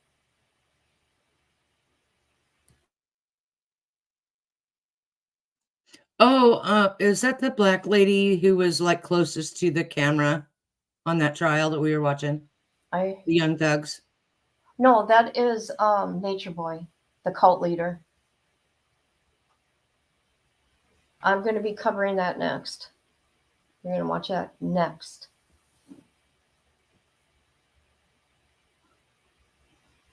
Are they?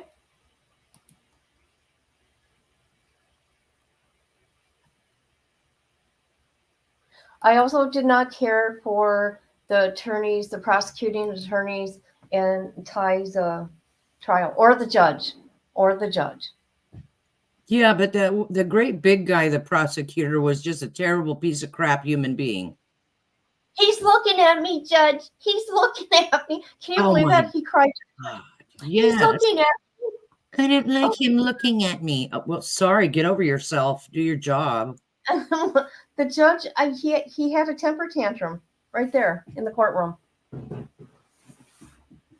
because the defendant was his. He went pro se. He keeps looking at me.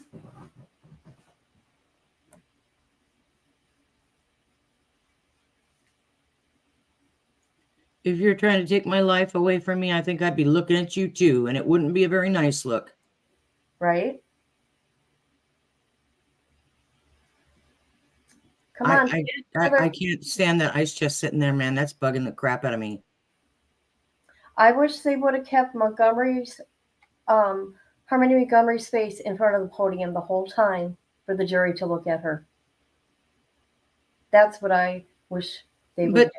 But what they did was they said all of those big posters and everything that they have admitted into evidence, those will all be in the jury room with them. I know, but I'm saying when they talk and connect right then and there, and then after. Well, I don't think that they can do that the whole time. Well, I would try to get away with it until the judge told me otherwise. I'm like, oh, I'd be like, oh, I'm sorry, I forgot that was there.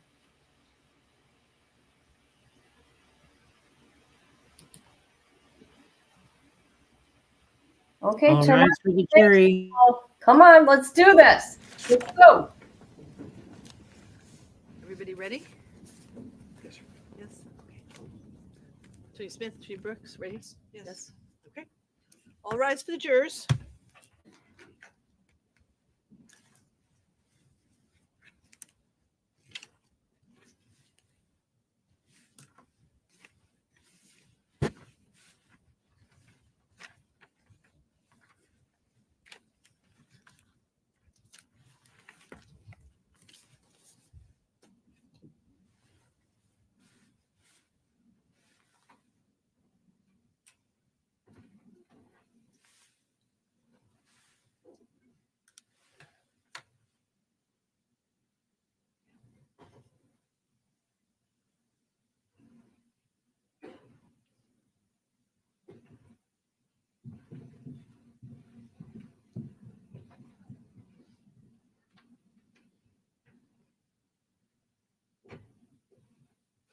Please be seated.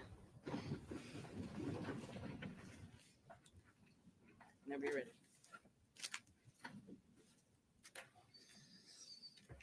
Good morning again, everyone. I want to thank you very much for the time that you have spent in this case, for a journey that we told you back before we took the view was going to be a journey that you weren't going to forget. It has been a long couple of weeks. You have been incredibly attentive, and we are very, very appreciative of that. One of the things you heard just a moment ago from Attorney Smith was that she doesn't get the opportunity to come back up here and talk again. That's true. It's called taking turns.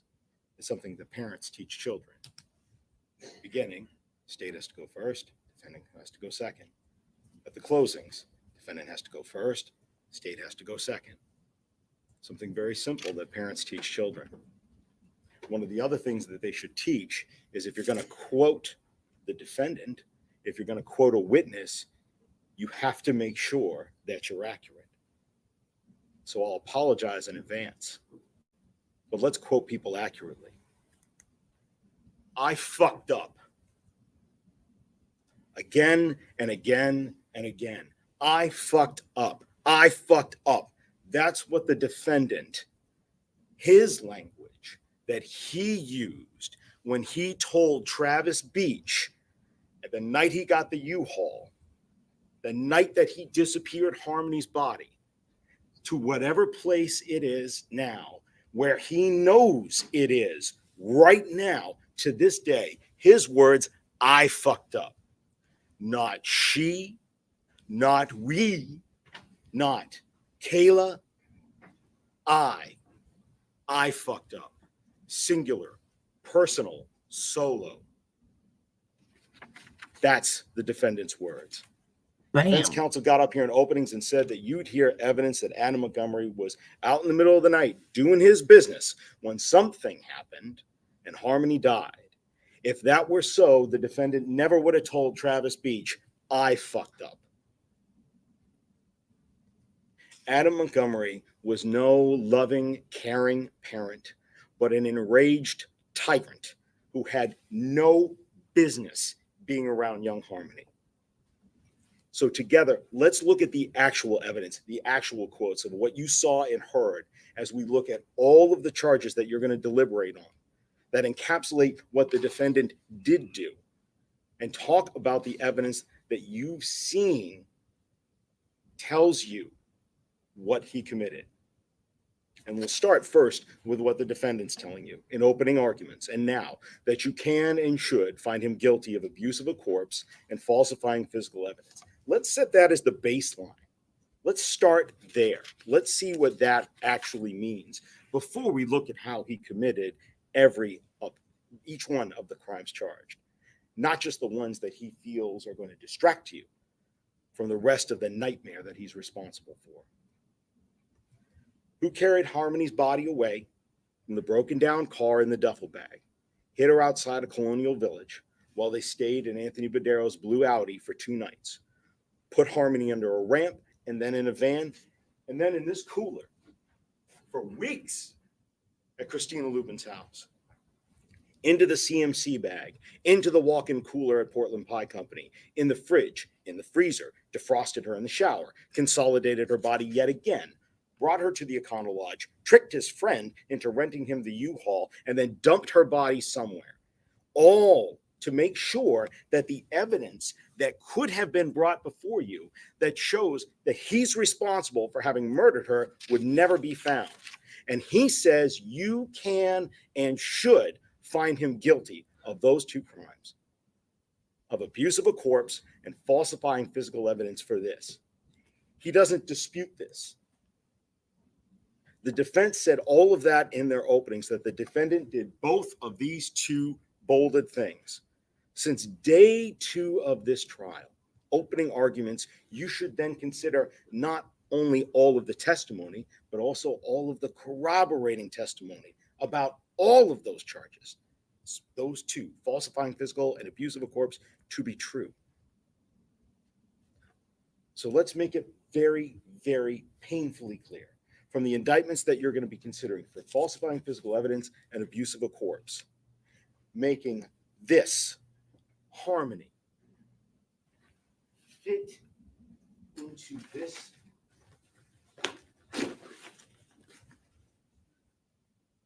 and disappearing her body in the condition that it could not be found for a trial like this one. The evidence was there, and the defendant's counsel professed to you that he's not disputing that, not saying he didn't commit these crimes. So you can check these 2 off the list. And with that, you got to remember the defendant gets no credit for this. He says that you can and should find him guilty of these, but he's not taking responsibility for them. He hasn't admitted anything. He's not taking responsibility for anything that he did. His argument to you is not because he's taking responsibility. It's tactical.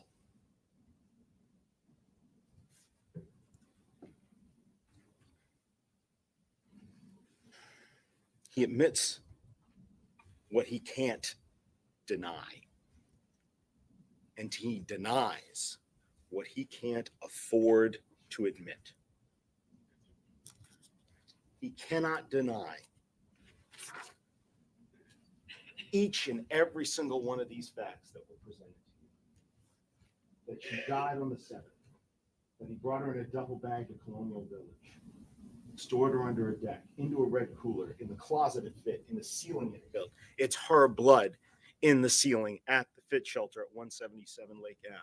And his fingerprints in the ceiling. Remember? Left-handed prints in the ceiling. The only other person being poor Mr. Mondrag, the drywall installer. Into the CMC bag to the Portland Pie Company. over to Union Street, consolidating her body even more, bringing her to the Econo Lodge, tricking Travis Beach, and dumping her body so it wouldn't be found. The argument that the defendant is making, he had to make. His concessions don't mean he's taken responsibility for these crimes. It doesn't mean that he's a man of principle or restraint, nor does it give his argument any credibility that because I concede all of this, well, the rest of it must not be true.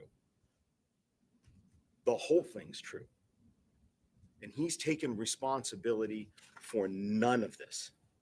So again, baseline, first things first, before we move on, these two charges and the charges that his counsel argued can and should find him guilty of, they're there.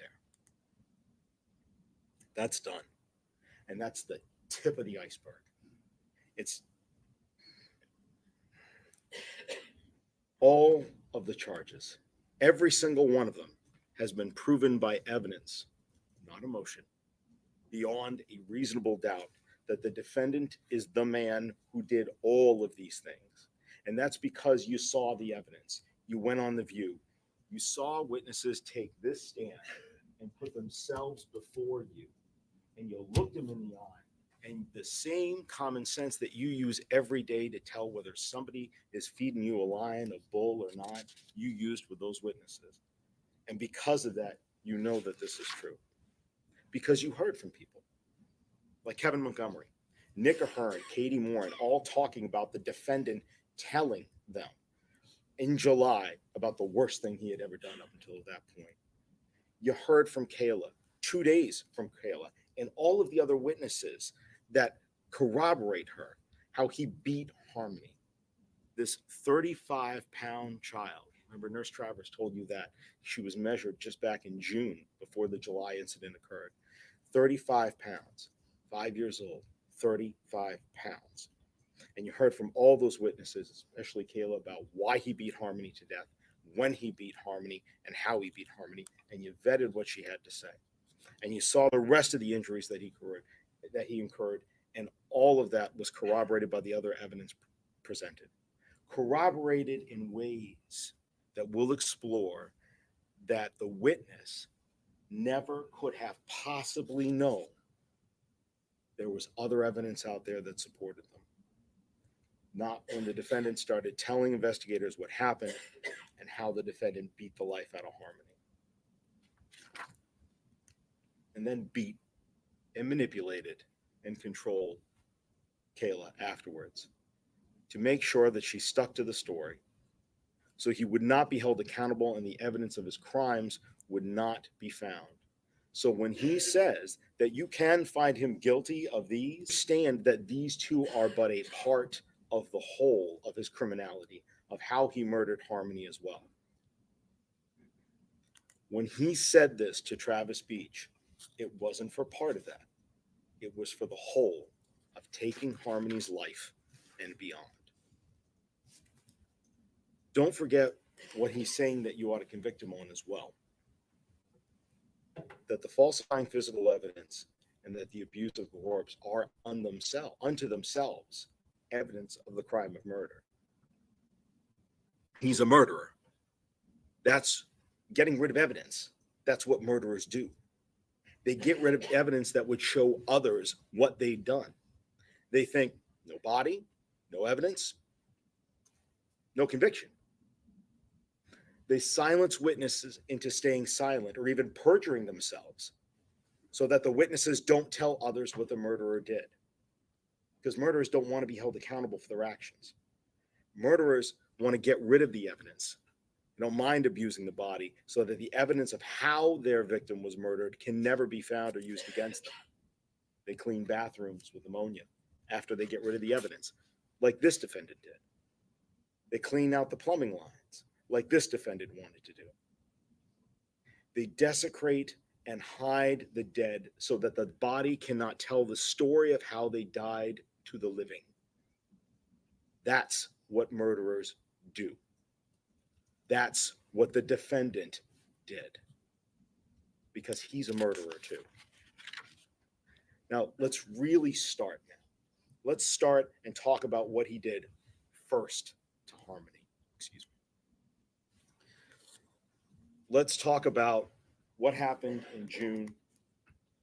Let's talk about the second degree assault. You will likely never forget Kevin Montgomery's testimony as he was sitting up here, taking his time to thoroughly make sure he answered truthfully and recalled to the best of his recollection. And you are never going to forget how he described Harmony's face when he flew home from Florida, having been there in July, come back on the 22nd to see Harmony in the house in the kitchen. And we saw him relive that moment for us, admitting that he asked her, quote, "Oh my God, Harmony," or "Oh my fucking God, Harmony, what did you do to your face?" End quote. And how he told us Adam answered the question. Not Harmony. Adam did. She didn't do anything. I bashed her around the fucking house. That's not disciplining a child. That's not pulling her away or jerking her and not protecting someone else. If it had been, the defendant never would have said this when Kevin asked Harmony what happened, would he? Kevin Montgomery told you he was subpoenaed to be here. He did not want to testify against his nephew. And you saw it on his face that he remembered what the defendant said he did. Not Harmony answering the question. The defendant answered it for her. And remember how Kevin said the defendant said this. Another moment, probably not going to forget. When I asked Kevin about how the defendant said he bashed her around the house, Kevin, you'll recall, said, quote, "like a cocky son of a bitch." Nick Ahern told us he saw that black eye and how bad it was. And what did the defendant do? Lied to him. Nick told us how the defendant told him that it was from an injury from playing soccer.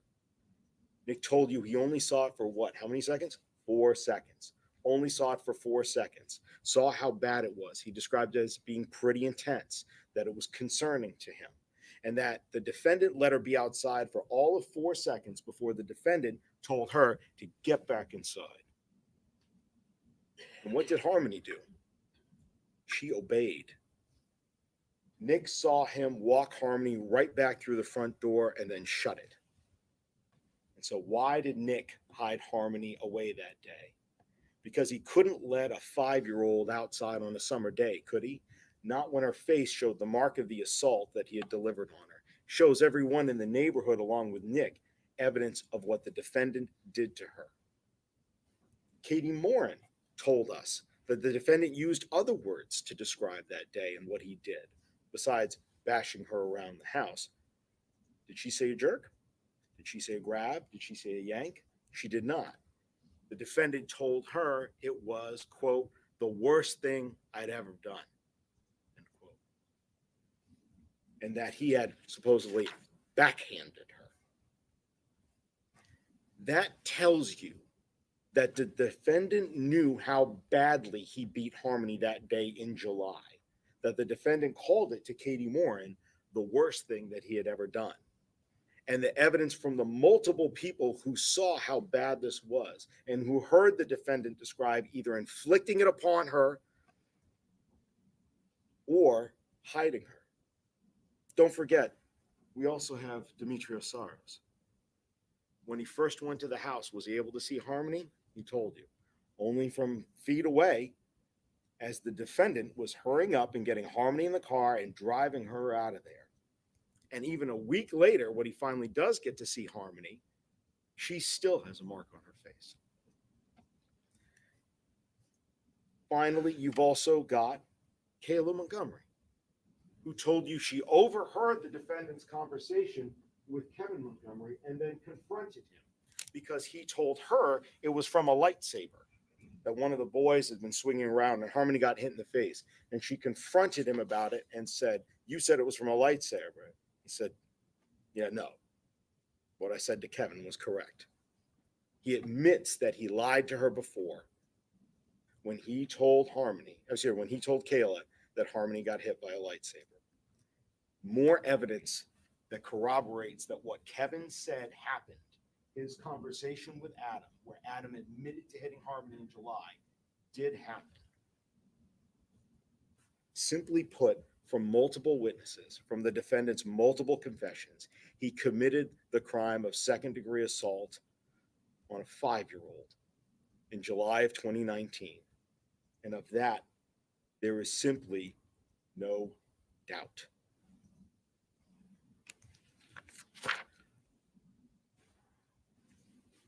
That being said, now we can move on. Who and where and why Harmony was killed? Let's go through what the evidence showed us, one thing at a time. We saw that it was not alone with Kayla, not in the Colonial Village parking lot in the middle of the night, where Adam had gone to go do his business. Not that it was something that you heard that had happened. It was the defendant in the car on the morning of the 7th with his fists. And it was cold. We know it was cold. So cold that Badero's car died that night when they moved over into the Audi. Adam wrote to Matt Gendron, remember, that they were freezing. Cold enough so that Kim Frayne went and gave them the battery pack to help give them the jump start. So we know it must have been cold enough that day that blankets in the back of a car did not appear out of place. Kayla told us how the accidents were happening, and yes, something had happened the night before, but she told you the night before was when the defendant first hit her. Why? For another accident that Harmony had in the car. An accident that Kayla did nothing about. An accident that the defendant did nothing about and told Kayla to let Harmony lie in it. Kayla told you what it smelled like, and she told you to your face that she still did nothing about it. And in the morning, things were still the same. Kayla described for you how it started up again. It was still dark outside.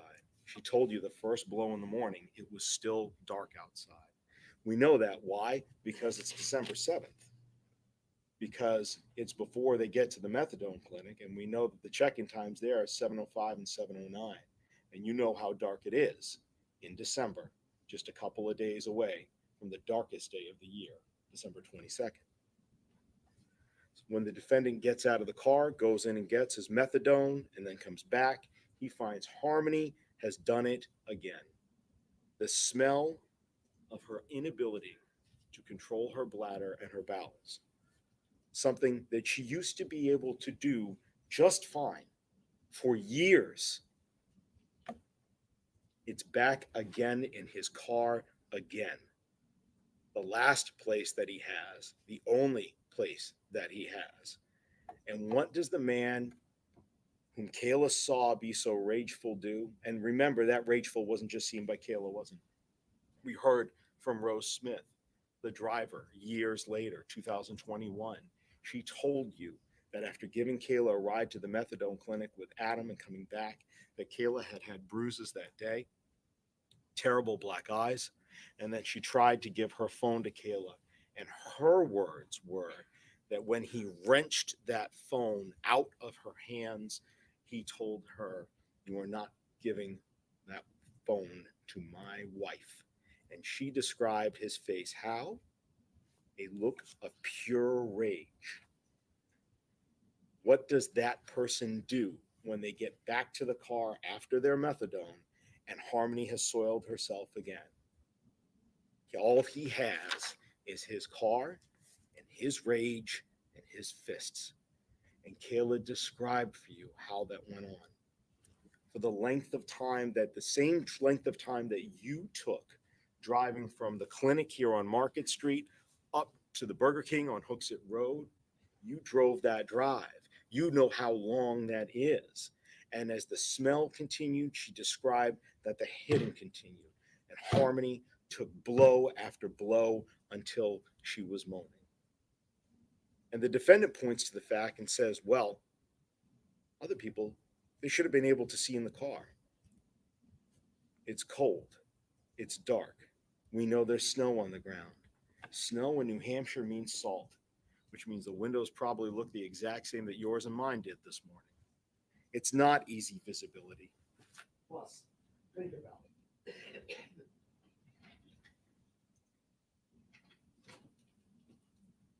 Doesn't take a lot to be able to punch down on a 5-year-old, 35-pound child and make sure that it's below the windows. Not for him. Not for Adam Montgomery. Not against Harmony. Not in that car. And you saw from the Walmart video and the video from Officer Stanzel, when they first approached the defendant, when he was trying to find where Harmony was, you saw from that how the defendant looked. Remember him at Walmart. He's not a small or a weak man. He wouldn't need to use much power to inflict deadly force upon Harmony's skull. And you heard it wasn't from one blow of his arm, but several. Take a moment. Let's talk, just take a break and talk about something that defense brought up. The fact that there are other children in the car, and why wouldn't they have been screaming and yelling? I remember that fun catchphrase she tried to get Kayla to say, a cascade of chaos would have ensued. We know young children adapt to their environment like nobody's business. They're frightened by new faces, they're frightened by new experiences, or the unexpected, but they're not frightened by something that's familiar. Why would the other children cry if Harmony had been getting hit and punished in the car? After all, this was the second time in less than 12 hours that they would have seen this if they were awake. They would not have been unfamiliar with his rage towards Harmony in that car. The defendant's theory that punishing Harmony for soiling herself would make the other children cry implies that this is unfamiliar to them. And the evidence shows that it is not. Kayla rejected that cascade of chaos every single time it was proposed to her. And both Kayla and common sense tell you that that makes sense, that that's true. Now, when they got to Burger King, the damage at that point had already been done. As Kayla told you, Harmony laid under the blanket. No one went to get help for her. Not the defendant who beat her, not for Kayla either. And what did the defendant say in that moment? Words matter. I think I heard her this time. This time.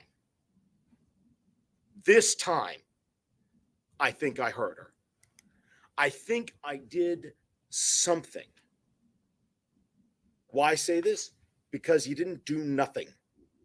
He did something. He took her life in rage over a bathroom accident. And he admitted in his opening that you can and should find him guilty of abusing her corpse and falsifying physical evidence for what he did afterwards to get rid of the evidence, get rid of her, get rid of the evidence that would have shown he murdered her. But it was the evidence of his crime of beating her. I fucked up. I think I did something. I think I hurt her this time. That's what he believed.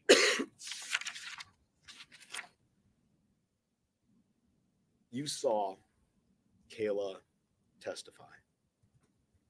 You heard for 2 full days practically while she was on the stand, having to tell you what she saw having happened. And Kayla did nothing. She did nothing. She did not parent Harmony. She did not clean Harmony. She did not change Harmony when she soiled herself and the defendant told her to leave her in it. She didn't stop the defendant. She didn't try to get Harmony help. She didn't call 911. She didn't yell out. She didn't run out of the car. She didn't disobey the defendant. She's not seeking help. She's not seeking attention. He went through the trunk to get her, not her, because she did nothing. Later, she didn't betray him until after she even lied in grand jury and committed perjury for him. She didn't lift a finger. She did nothing. Nothing at all.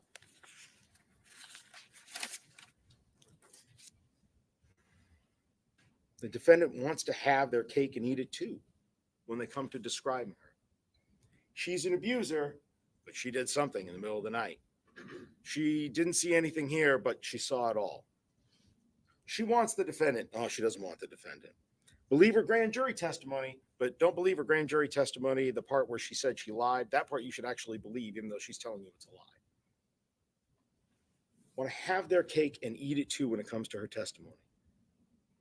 Well, you know, she would have been really conscientious when she was shopping for diapers. Because that's, if you're homeless, yeah, that would make sense. You want to go where you can get the cheapest price. She's a drug user. She's homeless. And for Harmony, she does nothing. They want to argue, well, she would have had this instinct to protect that child. Oh, but she did something to her in the middle of the night. She did nothing. We are tested, all of us, just a few moments in our lives to do the right thing, where our character as human beings is tested to do the right thing. And on this test, December 7th, with where Kayla Montgomery was back in that life, she failed. At grand jury, she failed. She still obeyed him. Even though he had run off to Maine with a second girlfriend since then, she still obeyed him. Katie Morin told you that back then, Kayla would have done anything for the defendant. That's what her protector did to her. He had her conditioned so well, physically and mentally, that she kept his secret, and she did nothing. You saw that in her testimony when she told you about doing nothing. And she told you about not stopping him from hitting Harmony. And she admitted unashamedly, without reservation, she didn't try to take Harmony to the bathrooms to clean her up. She didn't try to get her help. She did obey. She took Harmony's body to Portland Pie when he told her to later, sitting her between her two children in the stroller for that 15-minute walk down the street. But she did nothing. You don't have to like her to believe her.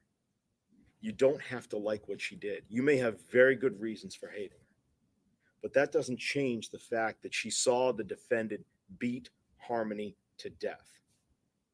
That doesn't change her credibility on telling us what the defendant did. Just because you believe that her failure to do the right thing is despicable, it doesn't mean that on this, she's not credible. She actually tried to humanize this guy. Remember her testimony? She cried. And she said to you and admitted she still cares about him. Her in prison, Harmony somewhere, only he knows. And she still cares about him. And she admits how she did nothing for Harmony. If she was singing for her supper, like the defendant suggested in their opening, she wouldn't have done that, would she? She'd have an answer for every question, an excuse for every moment that she did nothing. She didn't have that on the stand. She would never have admitted that she didn't take the kids to the bathroom or that she let Harmony sit in it that night. And yet she did. That's someone who's not making up a story to make herself look better, is it? She never would have admitted that when Harmony is covered by the blanket as they get their food from Burger King, that she unceremoniously dumped a breakfast sandwich on top of the blanket. Harmony can open that herself. After the defendant had covered her and smashed her face. And yet, that is what she told you happened. Kayla admitted to you that she did nothing. It's not the face of a person who's trying to make themselves out to be the saint and the defendant to be the devil. That's certainly not a master criminal schemer trying to exonerate her own behavior, as you just heard in closing arguments. She is not like the defendant. She's not admitting that what she can't deny and denying what she can't afford to admit. Because if she did, she would have never admitted to her failure to act to protect Harmony. She would have never denied doing the small things. She would have claimed, oh, I did do those. I tried to redeem myself. And how she comes across, how she testifies. What she is a battered woman admitting an inconvenient and terrible truth that she failed in a moment of life when her character was put to the test. She did nothing to help Harmony, nothing to stop her. She didn't kill her. Only the defendant did that. So when defense counsel says that it was Kayla who put Harmony in a duffel bag in the trunk and told Adam about it later, you heard and saw Kayla testify. She did nothing for Harmony, not a thing. And you can't get something from nothing. And the defendant's promise at openings that you'd see she did something remains exactly now as it was then. And it's a false promise. You've seen that theory with evidence presented to test it, and it is still without support. It is still without corroboration, and it is still unreasonable to believe because it was the defendant who did something. When you consider Kayla's testimony, don't consider it alone. Consider it with all of the facts that go along with that testimony. Facts such as that she does have an agreement to tell the truth. Defense counsel questioned her and argued that, well, she had to give the police a lot more to get out of the additional lies that she said in grand jury. But remember, if she doesn't tell the truth, all of this comes back on her. It's back to square one for her. Her agreement is null and void. But the evidence that you saw, how thoroughly the police investigated this case, where Harmony is, location after location after location in New Hampshire, Massachusetts, 900 plus pieces of evidence to help find out what happened, has only corroborated Kayla about who killed Harmony, about when she died, who hit her, who mangled her body, and who dumped her where she is now, somewhere between here and the Tobin Bridge in Massachusetts. Corroboration, big, fancy, 5-syllable word that stands for evidence that supports that a statement is true. If you just had Kayla's testimony alone, with her truthful testimony on the elements of the crime charged, that would be enough for you to go ahead and find the defendant guilty of all the charges. But you don't just have her testimony. You have so much more, because every witness, 50 witnesses that came in and testified to you about and provided evidence, provide some corroboration for Kayla's account of what happened in ways that she never could have known. And that includes testimony and evidence that corroborates her on how Kayla died, and how Harmony died, and why the defendant killed Harmony, why her body was desecrated, how Kayla was silenced for so long, and how the defendant discarded Harmony like trash so she wouldn't be found. Let's look at just one example. How do we know that Kayla's telling the truth when she told us how the defendant tried to induce or cause her to stick to his story, to not testify, to not tell people how he murdered and disposed of Harmony? How do we know that Kayla's telling the truth on that, tampering with her as a witness? It's because the evidence corroborates it. Nicole Giles told us that Kayla was still at the fit on Lake Avenue, the families in transition shelter, when she saw bruises on Kayla's body. This is back in January of 2020, before Harmony was ever known to be missing. And Kayla is admitting to Miss Giles that the defendant is beating her. And she, what? She asked Miss Giles not to tell anyone. Having just been homeless, now living in a transition shelter with 2 younger children, and having been tested before and failed to get help for a child, she stays silent. She obeys and sticks with the defendant's story. Despite her abuse later, we see that as well from the testimony of Rose Smith, who was giving her that ride for methadone that morning, saw the beating that Kayla had taken the night before. And as she again saw pure rage in the defendant's face as he came and wrenched the phone out of Rose's hands, saying, "You're not going to give my wife that phone."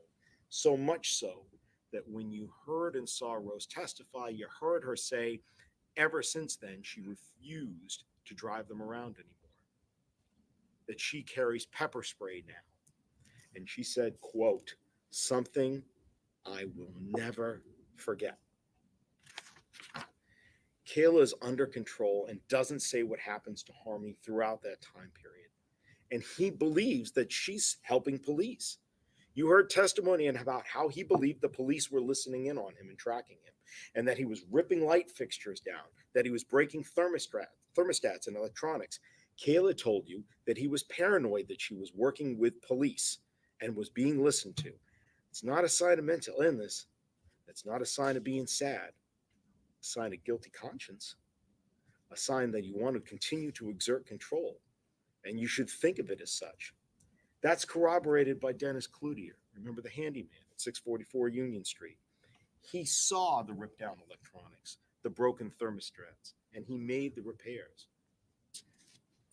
We also see more of that witness tampering from the testimony of Tara Hilbert next door on Orange Street when Kayla finally does escape physically the clutches of the defendant, to the cycle of abuse that he had perpetrated for so long.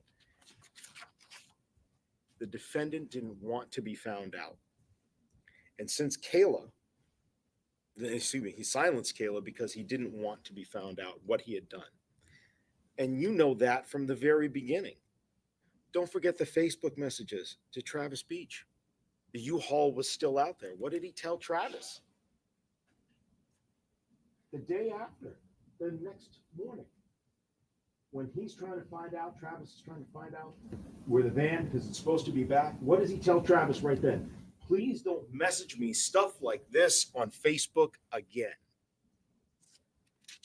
Just like getting rid of the body and destroying physical evidence, convincing witnesses to what you've done to stay silent, that's what murderers do. That's what this defendant did. They silenced them into staying silent. And the defendant did that for so very long. He made sure that it was his story that was being told. He continued to tell his story and different variations of it to everybody. His lie that he created. To Christina Lubin, remember, this would have been the first day after they got booted out of Anthony Badero's Audi. At Christina's place, tells her, "I dropped her off in Massachusetts with her mother." Jessica Guerin tells her over a year later, while she's delivering a gift for her boyfriend, tells her at that time, "Oh, my other daughter, she's down in Massachusetts," and quickly changes the subject. Demetrios Saros, the former DCYF employee, tells her, "Nope, send her down to her mother in Massachusetts." Did that right around Thanksgiving. Courtney Garcia, who sees Harmony in the car on Thanksgiving Day and not there just a couple of weeks later. What's the defendant's story? What does the defendant, not Kayla, what does the defendant tell all of these people and tell Courtney Garcia? "Dropped her off at my mother's. She was having bathroom problems." Dropped her off at her mother. She was having bathroom problems. Tells Rebecca Maines, "Dropped her off. Their biological mother doesn't even let me see her."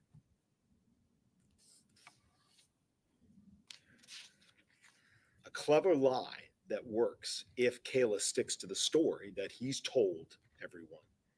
And he did for a long time. That's why Kayla's in prison today. And corroborating evidence comes not only from the witnesses, but again, from evidence of receipts and from photographs, because a picture does speak 1,000 words. That is not the face of the person who's in control.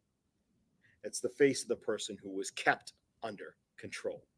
She needed to be kept under control so that what the defendant did to his daughter would not be found out. And it worked for a long time.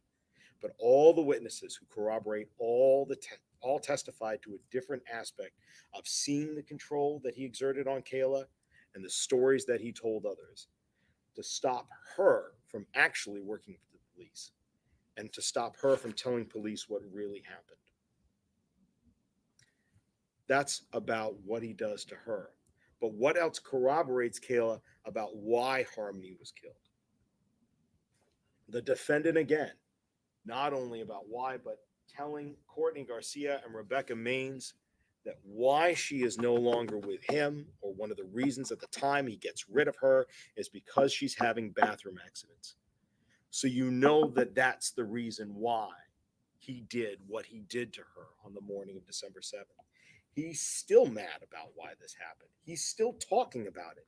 Months with Rebecca Maines, years later. It's why he killed her, having accidents in the car. When Kayla said that the defendant hit her overnight and says words of, "You have to stop doing this," that's corroborated by what he told Courtney Garcia and Rebecca Maines, that he got rid of Harmony because she was having accidents. Rebecca Maines told us just yesterday, a friend of his, a close friend of his, that these accidents are what made him take Harmony away to, what did Rebecca testify? The defendant told her, a better place for Harmony, a better place. He told her that he thought Harmony was having these accidents on purpose. And Courtney Garcia especially recalled that the defendant said the accidents were happening while they were living in the car. So when the defendant says there's no evidence to support Kayla about what happened in the car, you know that's not true. Rebecca Maines could not have been clearer yesterday when she told you and clarified for both sets of counsel that the defendant told her he hated Harmony because Harmony reminded him of Harmony's mother. She could not have been clearer about that. Remember, if the defendant himself agrees with his displeasure and anger at Harmony when he got rid of her, and that was because of having accidents in the car, and when he says it to other people, that's not a coincidence. That's corroboration. Corroboration that he was angry at Harmony for the bathroom accidents. Evidence that even though this little 5-year-old girl that he thought was doing it on purpose, evidence of why he was so angry that morning. What else corroborates Kayla's account of when Harmony was killed and what the defendant did to her? Matt Gendron and Kim Frayne. Both of them corroborate the time of when this occurred. Both of them corroborated because, hey, Kayla told you it happened when they were back, when the last night that they had their car going into the morning. The drive from the methadone clinic to Burger King in the morning on December 7th. And after that, they move into Anthony Badero's Audi. And what do we have on that cold, dark, winter night, December 8th, 2019? Just after midnight, we've got the defendant Facebook messaging away to Matt Gendron as he told you, hey, need help, ASAP, please. Need a jump and jumper cables, ASAP. I need a jump. My car died. We've been sleeping in our car and the battery, we've been sleeping in our car and the battery just died. My car died. My car, me. And we know what car he's staying in. It's Anthony Badero's blue Audi. We know that from the tow receipt because the car went and got towed by Aaron Sweeney earlier on the 7th. Matt didn't want to go out. Kim agreed to go out, got there with a jumper pack, and when she was there, no Harmony. The two boys get in the car. Harmony doesn't get in the car. More corroboration of when this happened. Separate from Kayla's testimony, separate from the corroboration that what she says is in fact the truth.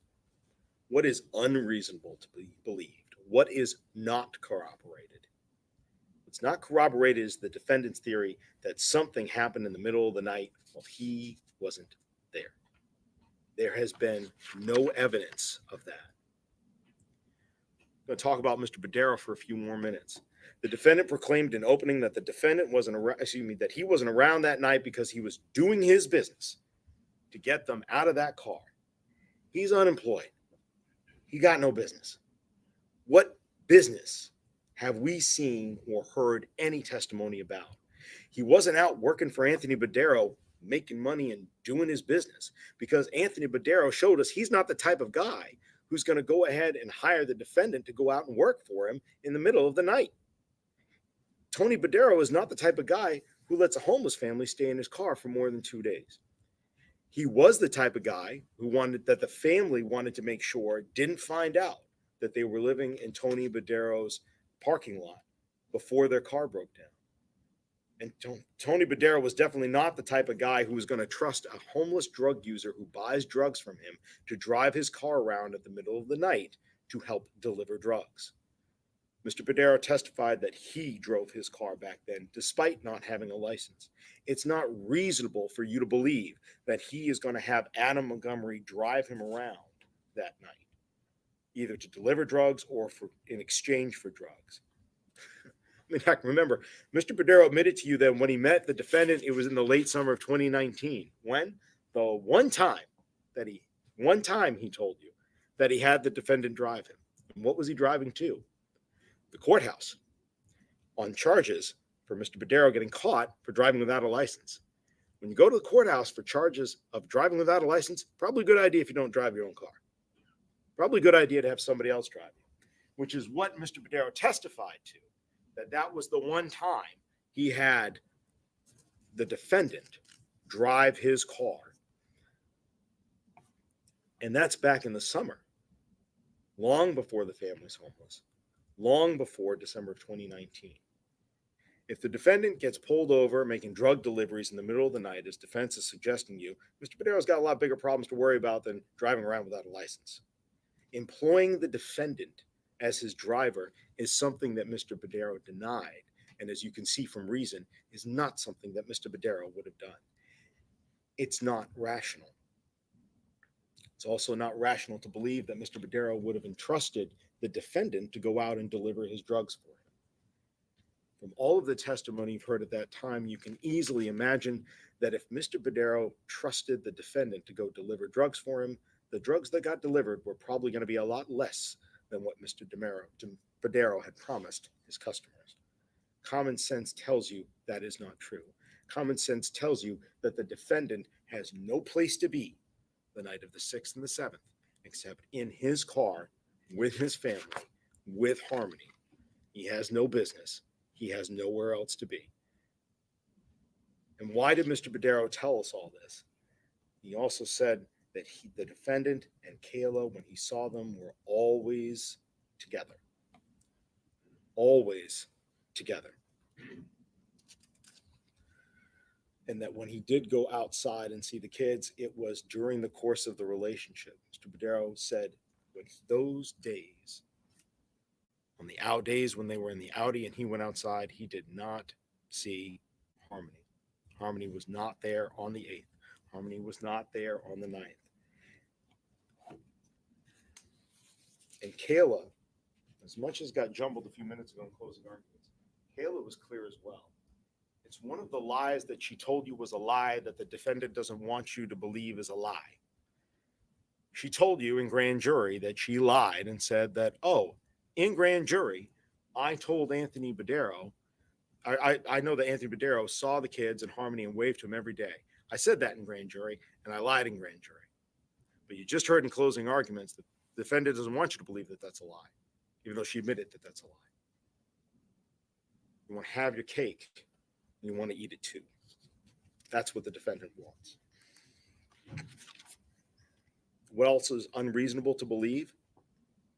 Arguments that, well, no one would have seen him stuffing her into the duffel bag when the car was pulled over on the intersection of Webster and Elm. Nobody, that could have happened, and for nobody to have seen it, that's impossible.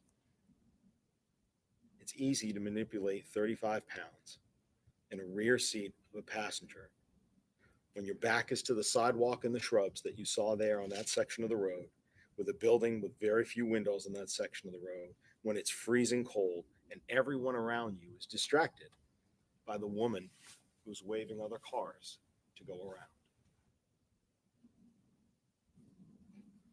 The physical evidence in the car and the physicality of manipulating Harmony's body show that this is yet another way in which the defendant's theory is unsupported.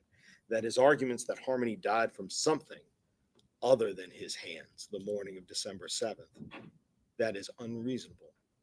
It was he who punished her with his fists that day, and it was he who decided to destroy, alter, conceal, and remove her body from the Sebring to be sure it couldn't be used against him when somebody came asking, "Where is Harmony?"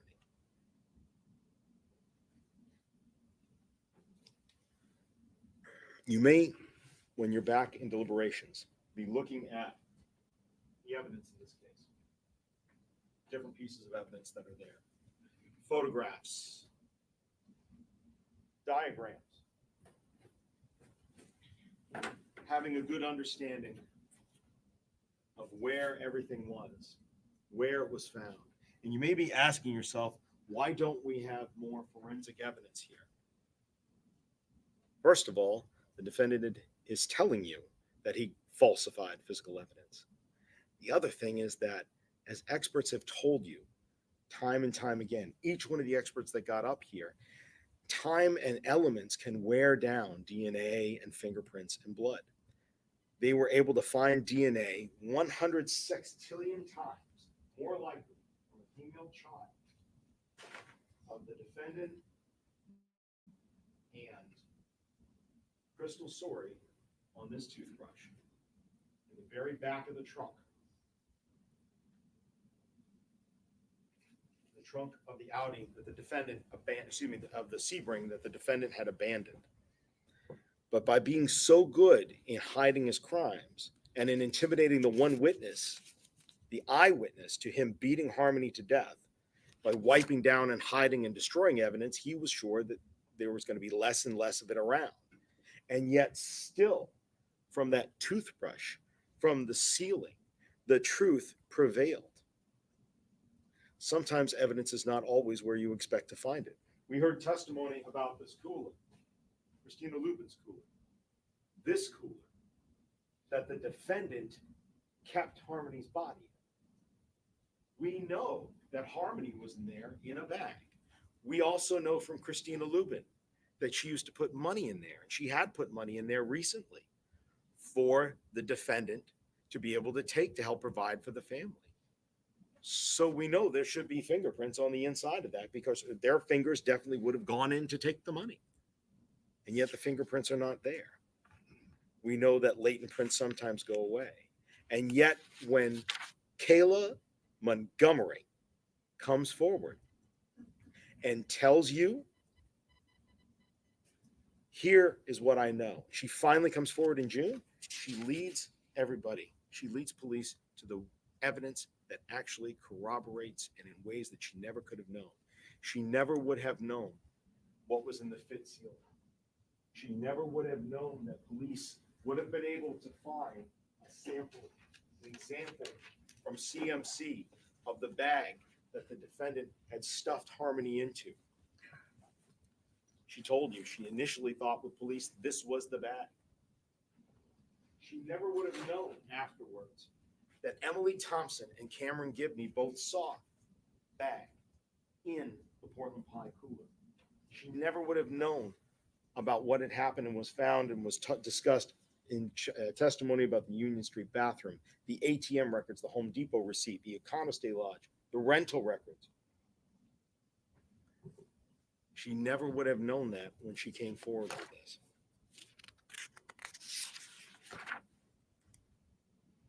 In the ceiling, not even my height, Kayla Montgomery is not climbing up there to be able to look and see that there's something still in that ceiling. Part of all of those different things and what happened, you should also go ahead and consider what Kayla said afterwards about the forensic evidence that she could not have known would have corroborated her. You heard about the bag of lime. It's not the fanciest looking bag of lime up there, is it? But that's the one that she identified. So let's talk about that for a moment. It's the bag of lime that has the same SKU that had been purchased the day of February 26th. that an 11:20 ATM withdrawal happened at the Citizens Bank in South Willow Street, and 20 minutes later, across the street at the Home Depot, that's when there's a purchase of that bag of lime. That SKU number specifically was found, as was testified to by the gentleman from Home Depot. A purchase of lime by a person who doesn't own a lawn and has nothing to fertilize in the middle of the winter.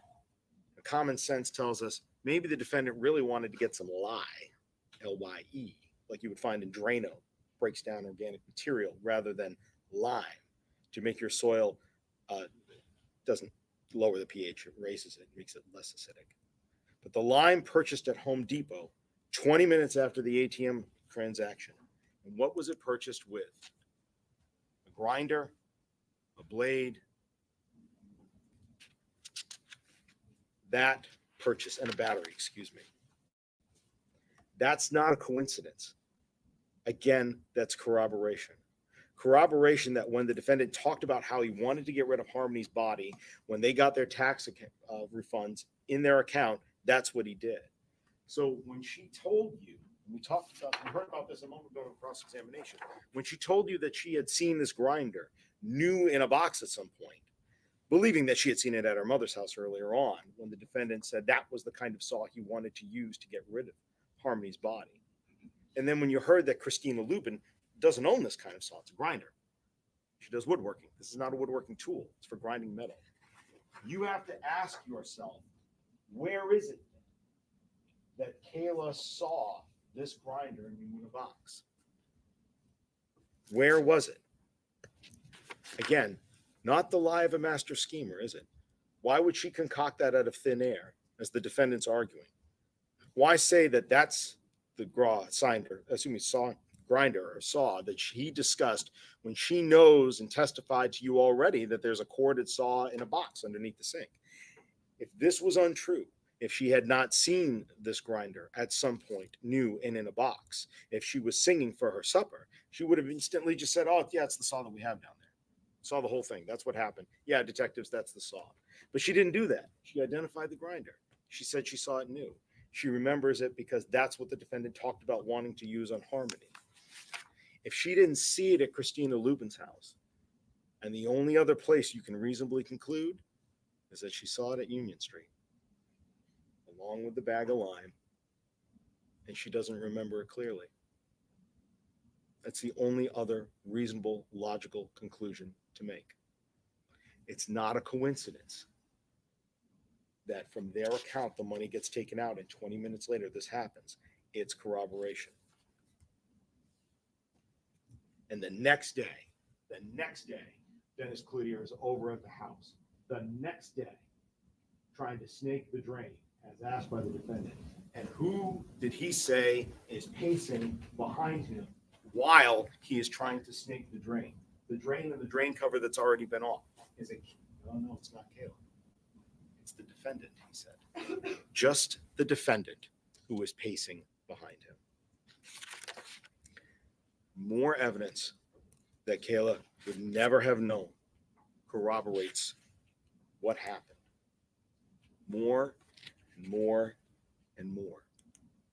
She could never have known that there would be easy pass toll records of the same rental vehicle going back and forth, as Trooper Hernandez told us, through the Tobin Bridge on the night that he left to get rid of the body with the U-Haul. She could never have known when she told police what happened that those records were there, and that lo and behold, the odometer perfectly matches up for the distance to take that drive. Common sense tells you that. She didn't know that. She didn't know that that corroboration existed, because it's not reasonable to think that Kayla would tell and enable police to find other evidence that she did something.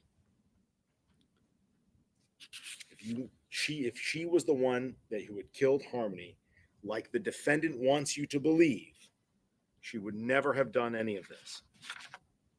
The theory does not fit. And I want to jump to another reason why this theory does not fit He's shown us that he's not the type of person that would have allowed this to happen under his theory.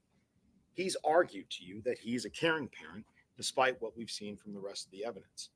But his theory is, in fact, this, that they had planned for hours what to do with the body, and that the plan was to carry her around for months and store her in different places and then finally do something eventually whenever we get enough money for a grinder. It doesn't make sense. His theory is also that he was such a caring parent that he came home in the middle of the night from taking care of business to discover that his 5-year-old that he fought to get custody of is dead while left in Kayla's care. And he just takes it. He doesn't react. He doesn't rage. His theory is that he doesn't hit Kayla or yell or scream so others can hear, is that he just sits in the car for the rest of the day and night and takes it.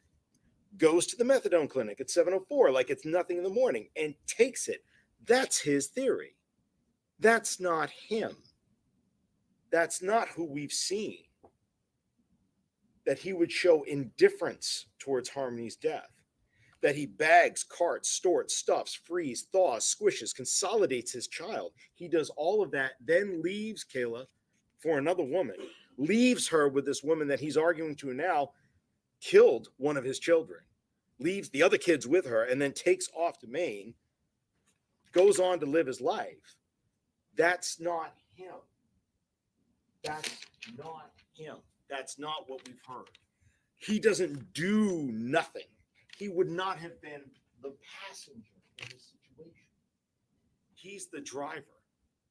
What the defendant suggests his reaction was would not have been his reaction if Harmony just died in the middle of the night from something and he came back to find her in a duffel bag in the trunk.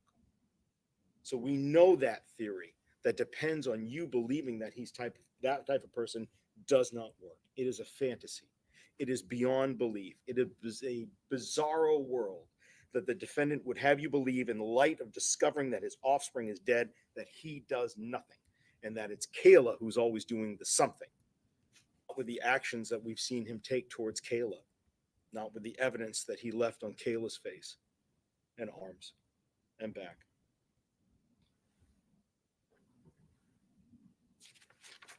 And he lied to others too. He lied to others too. Who's the one that's getting rid of the phone?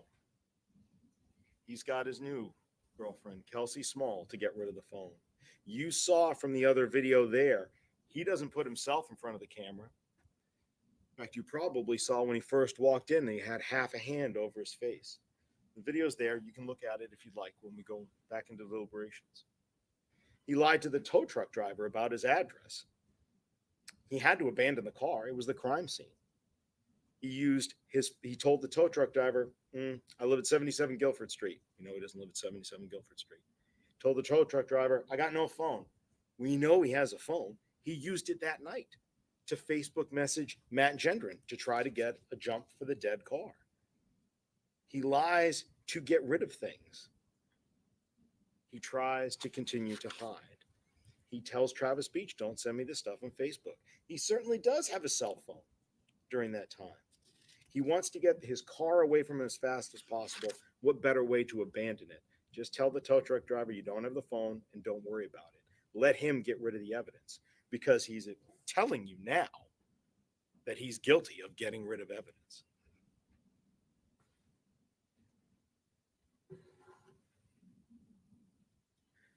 The defendant admitted only to what he had to, which to you or I would be unspeakable acts to do to any human being, let alone a small child, let alone your own flesh and blood. He says in his arguments you should find him guilty of altering, destroying, concealing, and removing Harmony's body. And he admits this. Why? Because he thinks you're going to be fooled. His counsel questioned Kayla with the legal principle, and I'm sure you remember it. He was asking Kayla about her petty theft from Dunkin' Donuts. Well, you took some responsibility of it. You took the lesser way out of the problem so you wouldn't get a more serious charge. That's what he thinks that you're going to let him do.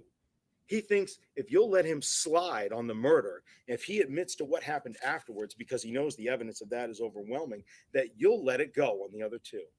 He admits what he can't deny. He denies what he can't afford to admit. And the only part of Harmony that we have left will be sitting in that deliberation room with you on that pink toothbrush and outside here in this part of the ceiling wall that's there. And the other parts of her body, her rest of her torso, her face, her eyes, that smile, only the defendant, as we all sit and stand here today, knows where they are. And he can't afford to admit to you that he knows where they are, because the evidence contained on them will show that he caused her death. So she won't get the burial that everyone deserves. She doesn't get a headstone in the ground above the head that he battered. She doesn't get to be at peace in death because of what he did, because he can't afford to tell anyone where she is. She doesn't get dignity. She doesn't get peace because this man did nothing. He didn't do nothing. He did something called murder. And because he says trying to find her is a waste of time, that trying to find her is a waste of taxpayer money, that's what he thinks of her. That's what he thinks of what he did. That's what he thinks of you now. Efforts to find where he put her and what he did to her and why he killed her, they're a waste of time to him. His words, you heard them. To find the child that he murdered and the evidence that he hid. He believes Harmony's life and death are a waste of time and that they weren't anything to him, and that he dumped her like trash. This is what you've seen in the evidence. This is what you've heard the defendant say when you consider whether he has an extreme indifference to the value of Harmony's life when he killed her. He had no value for her life when he killed her. He took an innocent life, a child, for no reason other than his rage and his indifference and his ignorance and his lack of humanity. Because this trial is about Harmony Montgomery. And you sat here and you were so attentive to every moment, every terrible fact. You watched the eyes and the voices of every witness, and you know it's not about quantity, it's about quality. How they testified, how they looked at you when they answered questions on cross and direct. That was not a waste of time. Only Harmony's killer would say that finding her is a waste of time. That's bearing witness is what you have done to the truth. And that's a front row seat on what this man perpetrated on Harmony and her body and the truth from being shown to you, who cowardly runs off to Maine to distance himself from the scene of his crimes, who runs with Demetrios, comes to the house and could see that bruise on her face. And even then, a week later, Demetrios still saw marks of her after the defender had bashed her all around the house. The man who complains about tracking down leads in Arizona as a waste of effort to prove something. Yes, that's what people do. That's what this community, this state, this nation, this society do. We go to find and protect life. Every one of us, whether you wear a badge or you don't, you seek to protect children, to put the next generation above your own. That's what a father does. That's not what the defendant wanted, because he is not Harmony's father. He has forfeited that right to even claim that title or call himself her father. She was never a daughter to him. Not in July, not in December, not in that phone call, not from the moment of her death continuing up through this very day when he knows where she is. He killed somebody he didn't see as a daughter. He never saw her as a blessing. He beat down something he saw as a nuisance, that he saw as an inconvenience. His behavior to the bathroom accidents shows you that in that moment when he killed her, she wasn't a person. She was an object, thing. And he was mad at this thing that ruined his car. And he hit and he hit and he hit this thing to make it stop doing what he didn't want it to do, to teach it a lesson. Until he said to Kayla, I think I hurt her this time. I think I did something. And he might as well have said, I think I broke it. And that's what he did to her. Afterwards, only proves that his actions don't believe that he murdered his daughter. He broke one of his things. And like any broken thing that somebody never really loved, they throw it away. And that's what he did. He may have genetically donated half of his DNA to her, but he was not her father. She was an object that he beat, stuffed, threw, and shelved in a walk-in cooler. Cameron Gibney told you she was down next to the mustard.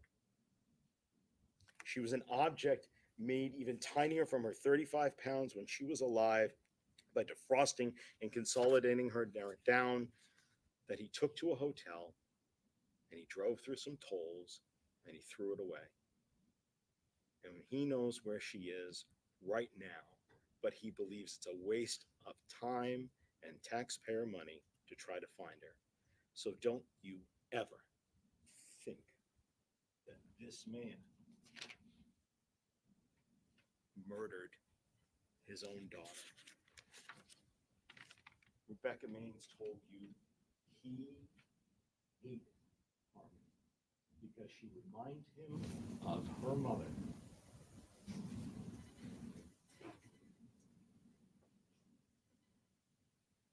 Defense counsel told you to go ahead and put a motion aside and look at the facts. Look at the facts. Look at the facts and call him a killer. Put a motion aside, look at the facts, and then you can call him a tyrant. And you can call him call him rageful. Those descriptions suggested to you, maybe evil. But don't call him a father.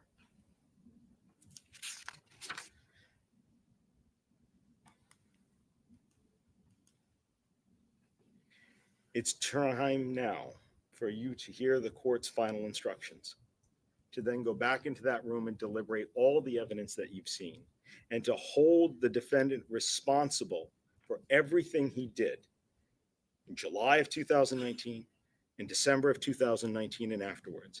You promised both parties in the court during jury selection that when proof had been shown beyond a reasonable doubt of all of the elements of the crimes, that you could and would hold the defendant responsible. And now, not all doubt, but all reasonable doubt. And that proof has been shown.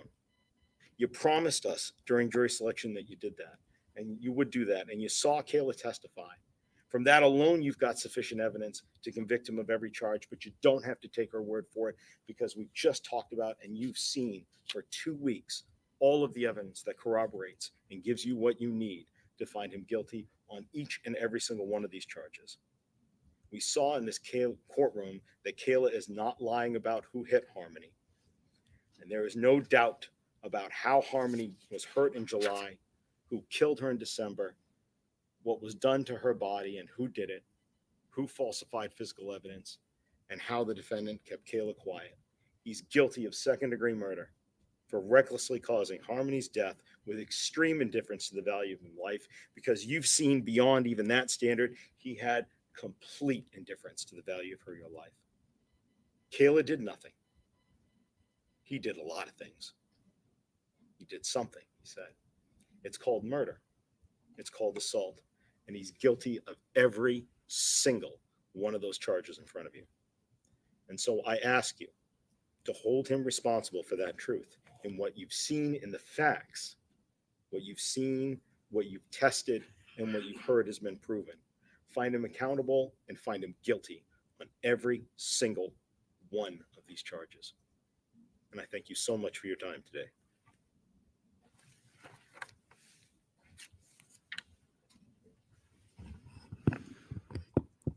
All right, ladies and gentlemen, I'm now going to give you my final instructions.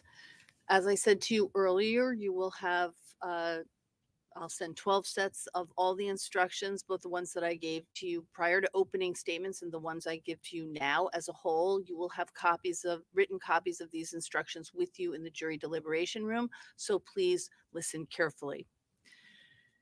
Please remember that in order to reach a verdict in this case, whether it is guilty or not guilty, your verdict must be unanimous. Prior inconsistent statements.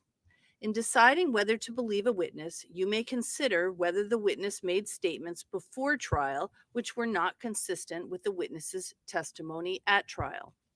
Thus, if the witness made an inconsistent statement before trial, you may use that statement in deciding whether to believe that witness's trial testimony. Keep in mind that you may not use the statement made before trial as proof that the facts in this statement are true. The statement made before trial is only to be used by you in deciding whether to believe a witness. There are, however, two exceptions to this general rule that prior statements may only be used in assessing witness credibility. If the statement made before trial was made by the defendant or by a witness under oath, then you may use that prior statement as proof that the facts in the statement are true. I'm now going to discuss the definition of a crime and the crimes with which the defendant is charged. The definition of a crime.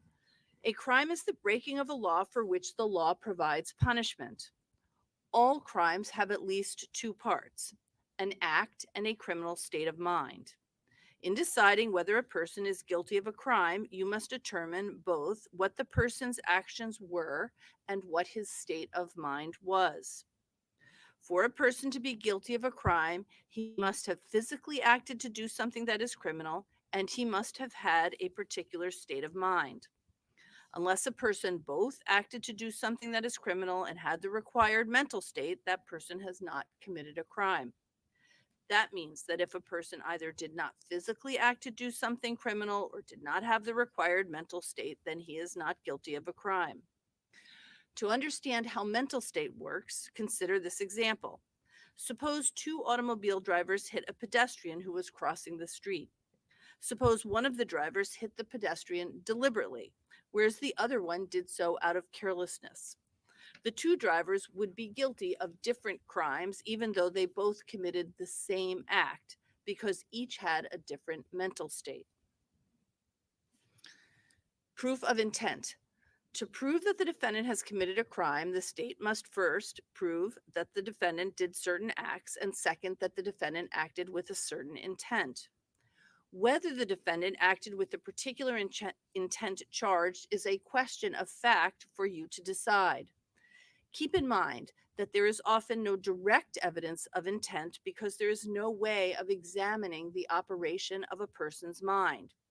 You should consider all of the facts and circumstances in evidence in deciding whether or not the state has proven that the defendant acted with the intent as it is charged in the indictment. Multiple indictments, one defendant. Each of the indictments against the defendant constitutes a separate offense. You must consider each indictment separately and determine whether the state has proven the defendant's guilt beyond a reasonable doubt. The fact that you may find the defendant guilty or not guilty on one of the indictments should not influence your verdict with respect to the other indictments. The charged offenses. Charge ID 1937947C. The defendant is charged with the crime of second-degree assault. The definition of this crime has three parts or elements. The state must prove each element beyond a reasonable doubt. Thus, the state must prove that 1, the defendant caused bodily injury to Harmony Montgomery, and 2, Harmony Montgomery was a child under the age of 13, and 3, the defendant acted knowingly. Certain words in the definition need to be further defined. Knowingly. A person acts knowingly when he is aware of the nature of his conduct or the circumstances under which he acted. The state does not have to prove that the defendant specifically intended or desired a particular result. What the state must prove is that the defendant was aware of the nature of his conduct. Charge ID 2027112C. The defendant is charged with the crime of second-degree murder recklessly with extreme indifference to the value of human life. The definition of this crime has three parts or elements. The state must prove each element beyond a reasonable doubt.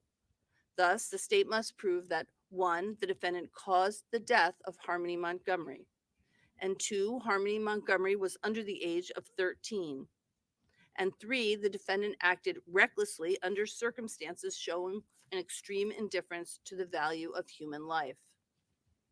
These are the elements of the crime of second-degree murder recklessly with extreme indifference to the value of human life. Certain words in the definition need to be further defined. Recklessly. A person acts recklessly when he is aware of and consciously disregards a substantial and unjustifiable risk that his conduct would cause a certain result. The risk must be of such a nature and degree that, considering the circumstances known to him, its disregard constitutes a gross deviation from the conduct that a law-abiding person would observe in the situation. There are several components of a reckless mental state that the state must prove. 1. The defendant was aware of a substantial and unjustifiable risk that his conduct would cause a particular result. And 2. The defendant consciously disregarded the risk. In other words, he elected to disregard the risk and take the chance that his conduct would cause a particular result. It is not enough for the state to prove that the defendant failed to become aware of the risk involved. The state must prove that the defendant was aware of the risk and consciously disregarded it.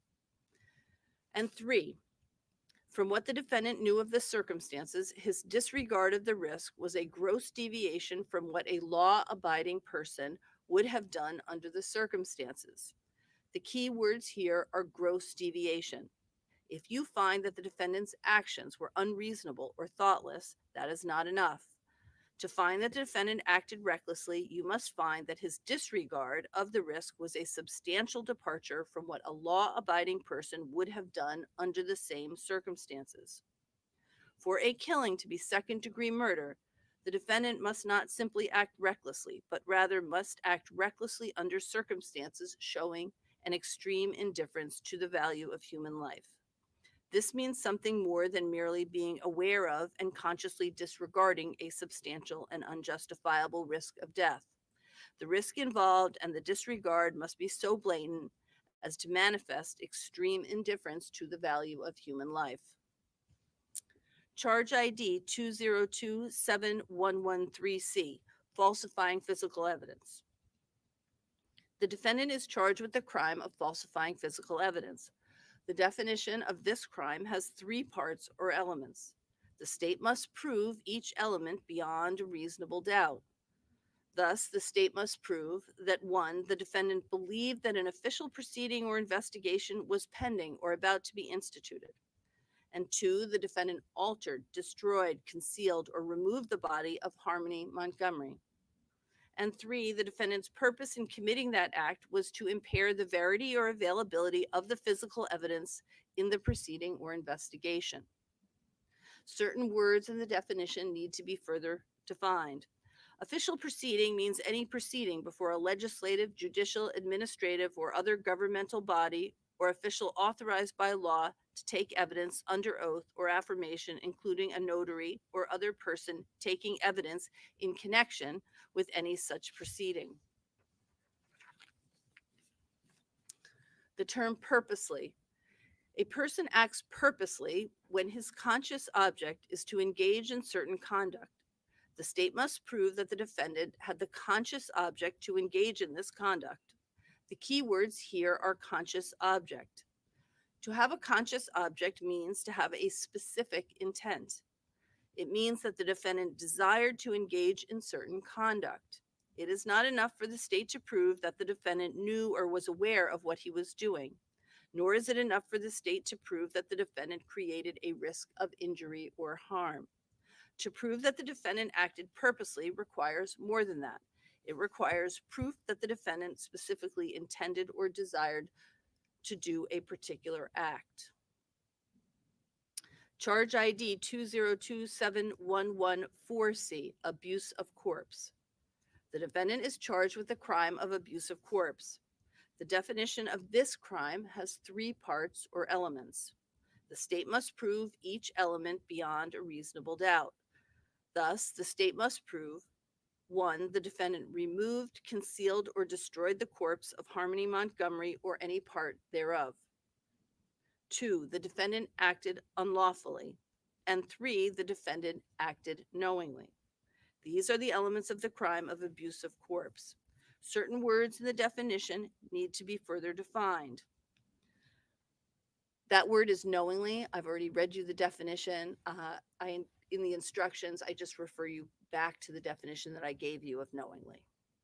So it's the same definition that applies here. Charge ID 2027115C, tampering with witnesses and informants. The defendant is charged with the crime of tampering with witnesses and informants. The definition of this crime has 3 parts or elements. The state must prove each element beyond a reasonable doubt. Thus, the state must prove that the defendant believed that an official investigation was pending or was about to be instituted. And 2, the defendant attempted to induce or otherwise cause Kayla Montgomery to testify or inform falsely. And 3, the defendant acted purposely. The definition of purposely for purposes of this charge is the same as the definition of purposely that I have already read to you. I won't read it again, but you'll note that that definition is above. It is the same definition that applies to this charge. Those are the crimes that are pending against the defendant and are before you. The defendant's absence at trial. The defendant has been absent from trial. His absence from trial is not evidence in the case. You are not to guess or speculate as to the reason for his absence, and you may not draw any negative or adverse inference as a result of his not being present. You are not to consider for any purpose or in any manner in arriving at your verdict the fact that the defendant was not present at trial. That fact should not enter into your deliberations or discussions in any manner at any time. In conclusion, ladies and gentlemen, let me say that this case is important to both of the parties, the state and the defendant. The principles of law that I have given to you are intended to guide you in reaching a fair result. You are to exercise your judgment and common sense with honesty, understanding, and due deliberation. As I said before, you should decide this case without passion, without prejudice, and without sympathy. It is your highest duty as officers of this court to conscientiously determine a fair and just result in this case. Now, again, as you were instructed during the general selection process, there is a presumption of innocence that applies and continues throughout the trial until the state convinces you beyond a reasonable doubt that the defendant is guilty of each and every element of the offenses with which he has been charged. And the defendant has no obligation whatsoever to prove his innocence in this matter, and that includes the right not to testify if he so chooses. When you have considered and weighed all of the evidence, you must make one of the following findings with respect to the charges before you. If you have a reasonable doubt as to whether the state has proved any one or more of the elements of the offense charged, you must find the defendant not guilty. On the other hand, if you find that the state has proved all of the elements of the offense charged beyond a reasonable doubt, then you should find the defendant guilty. And I remind you that a reasonable doubt is just what the words would ordinarily imply. The use of the word reasonable means simply that the doubt must be reasonable rather than unreasonable. It must be a doubt based upon reason. It is not a frivolous or fanciful doubt, nor is it one that can easily be explained away. Rather, it is a doubt based upon reason as remains after consideration of all of the evidence that the state has offered against it. As I mentioned, we will select a foreperson at random at the end of these instructions. The foreperson acts much like the chair of a committee. He or she should make sure that you take up the issues that I have described and should make sure that each juror has a full opportunity to present his or her opinions and arguments. I suggest that deliberations involve several components. You should each think for yourself about the evidence and the law. You should speak up and let your fellow jurors know your opinions, views, and positions. You should listen carefully and keep an open mind as to what your fellow jurors have to say. And you should make every reasonable effort to reach a unanimous agreement.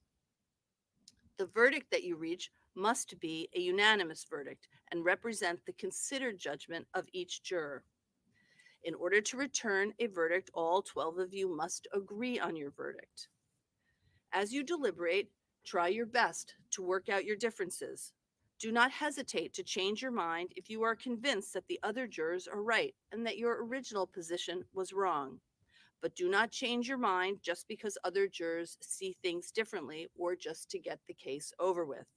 In the end, your vote must be exactly that, your own vote.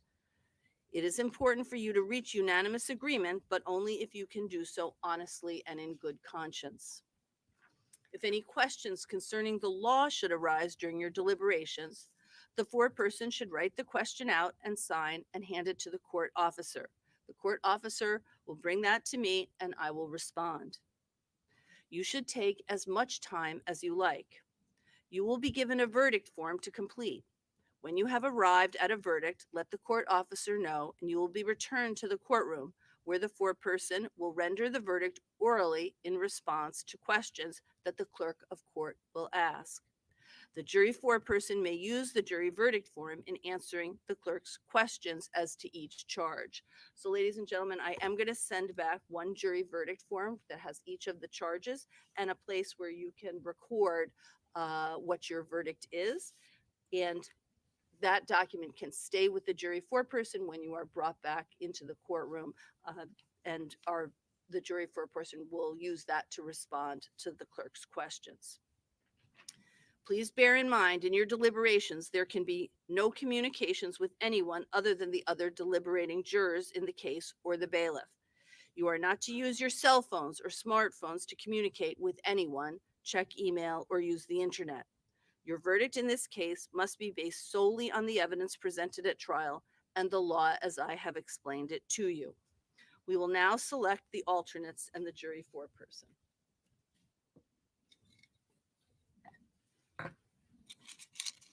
So the first alternate will be juror number 9.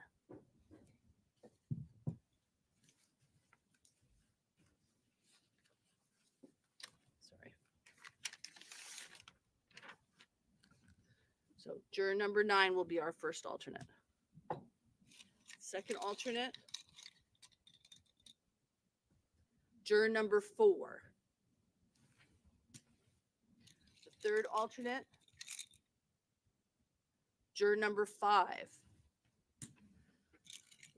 Fourth alternate, juror number 1. And finally, fifth alternate will be juror number 15.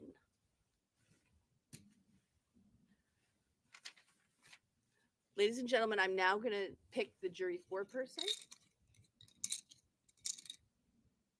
Juror number 2. Are you willing to serve as the foreperson? Yes? Okay, very good. All right. Let me just say the alternates, those of you who are selected as alternates, will be taken to a separate location. You are not to discuss the case. You are not to read anything about the case. You are not to look at any media, do any research. All the same rules that applied before still apply to you now. There are times when we do need to use one or more alternates for purposes of deliberations. So it is critically important that you're not discussing the case with each other or with anybody else. You're not to do any independent research. Don't look anybody up. You are under sort of the same obligations as you were before. In the event that we need to use you for purposes of deliberations, we need to make sure that you haven't discussed the case with anybody or done any independent research. Let me say for the deliberating jurors, we're going to send you back into the deliberation room. You may begin your deliberations whenever you are ready. The exhibits, I explained to you before that the exhibits will go back into the deliberation room. So all of the exhibits, with the exception of just a few, we are not going to send back. We are not going to send back. Was one body worn camera video. If you wish to see that body worn camera video, what we would do is let the court officer know. We would bring you back in and we could show it to you at that time. We're also not going to send back some of the larger, the sheetrock, the rails, and the cooler. Okay. But if you are interested in seeing any of those exhibits, please just let the court know and we'll bring you back into the courtroom and you'll be able to view those exhibits if you wish to do so. So the sheetrock, the rails, the cooler are not going to go back into the deliberation room. The body worn camera that you viewed while you were here, that's also not going to go back. But if you wish to view any of those things, please just let the court officer know. We'll bring you back in and we'll do it at that time. All right, ladies and gentlemen, I think we have accomplished everything out here that we need to accomplish. You've been very, very attentive. I very much appreciate that. I'm now going to let the court officers take the alternates to their location and the jury to the deliberating jurors to the deliberation room. All rise for the jurors, please.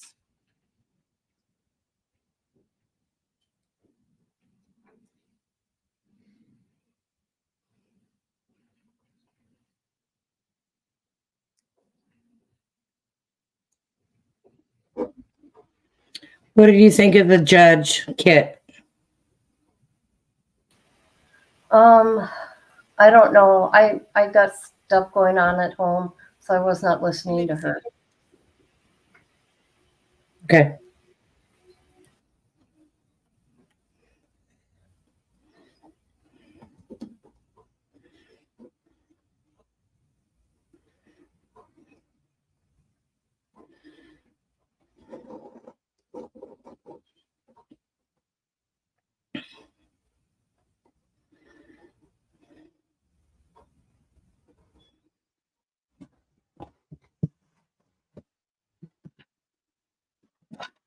Well, my opinion of the judge is she's been very respectful. She's been kind to everybody. See you later, Jennifer.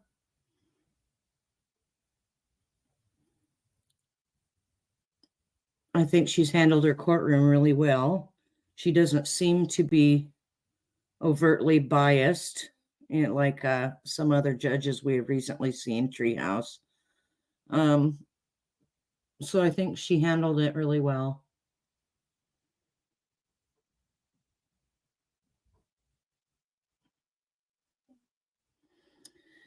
And now we are on jury watch. Okay, this is what I'm going to do. I got some stuff going on here at home. All right, dear. So I will come back when there's a verdict. Okay, guys? Okay. Okay, Take thank you care. for being here.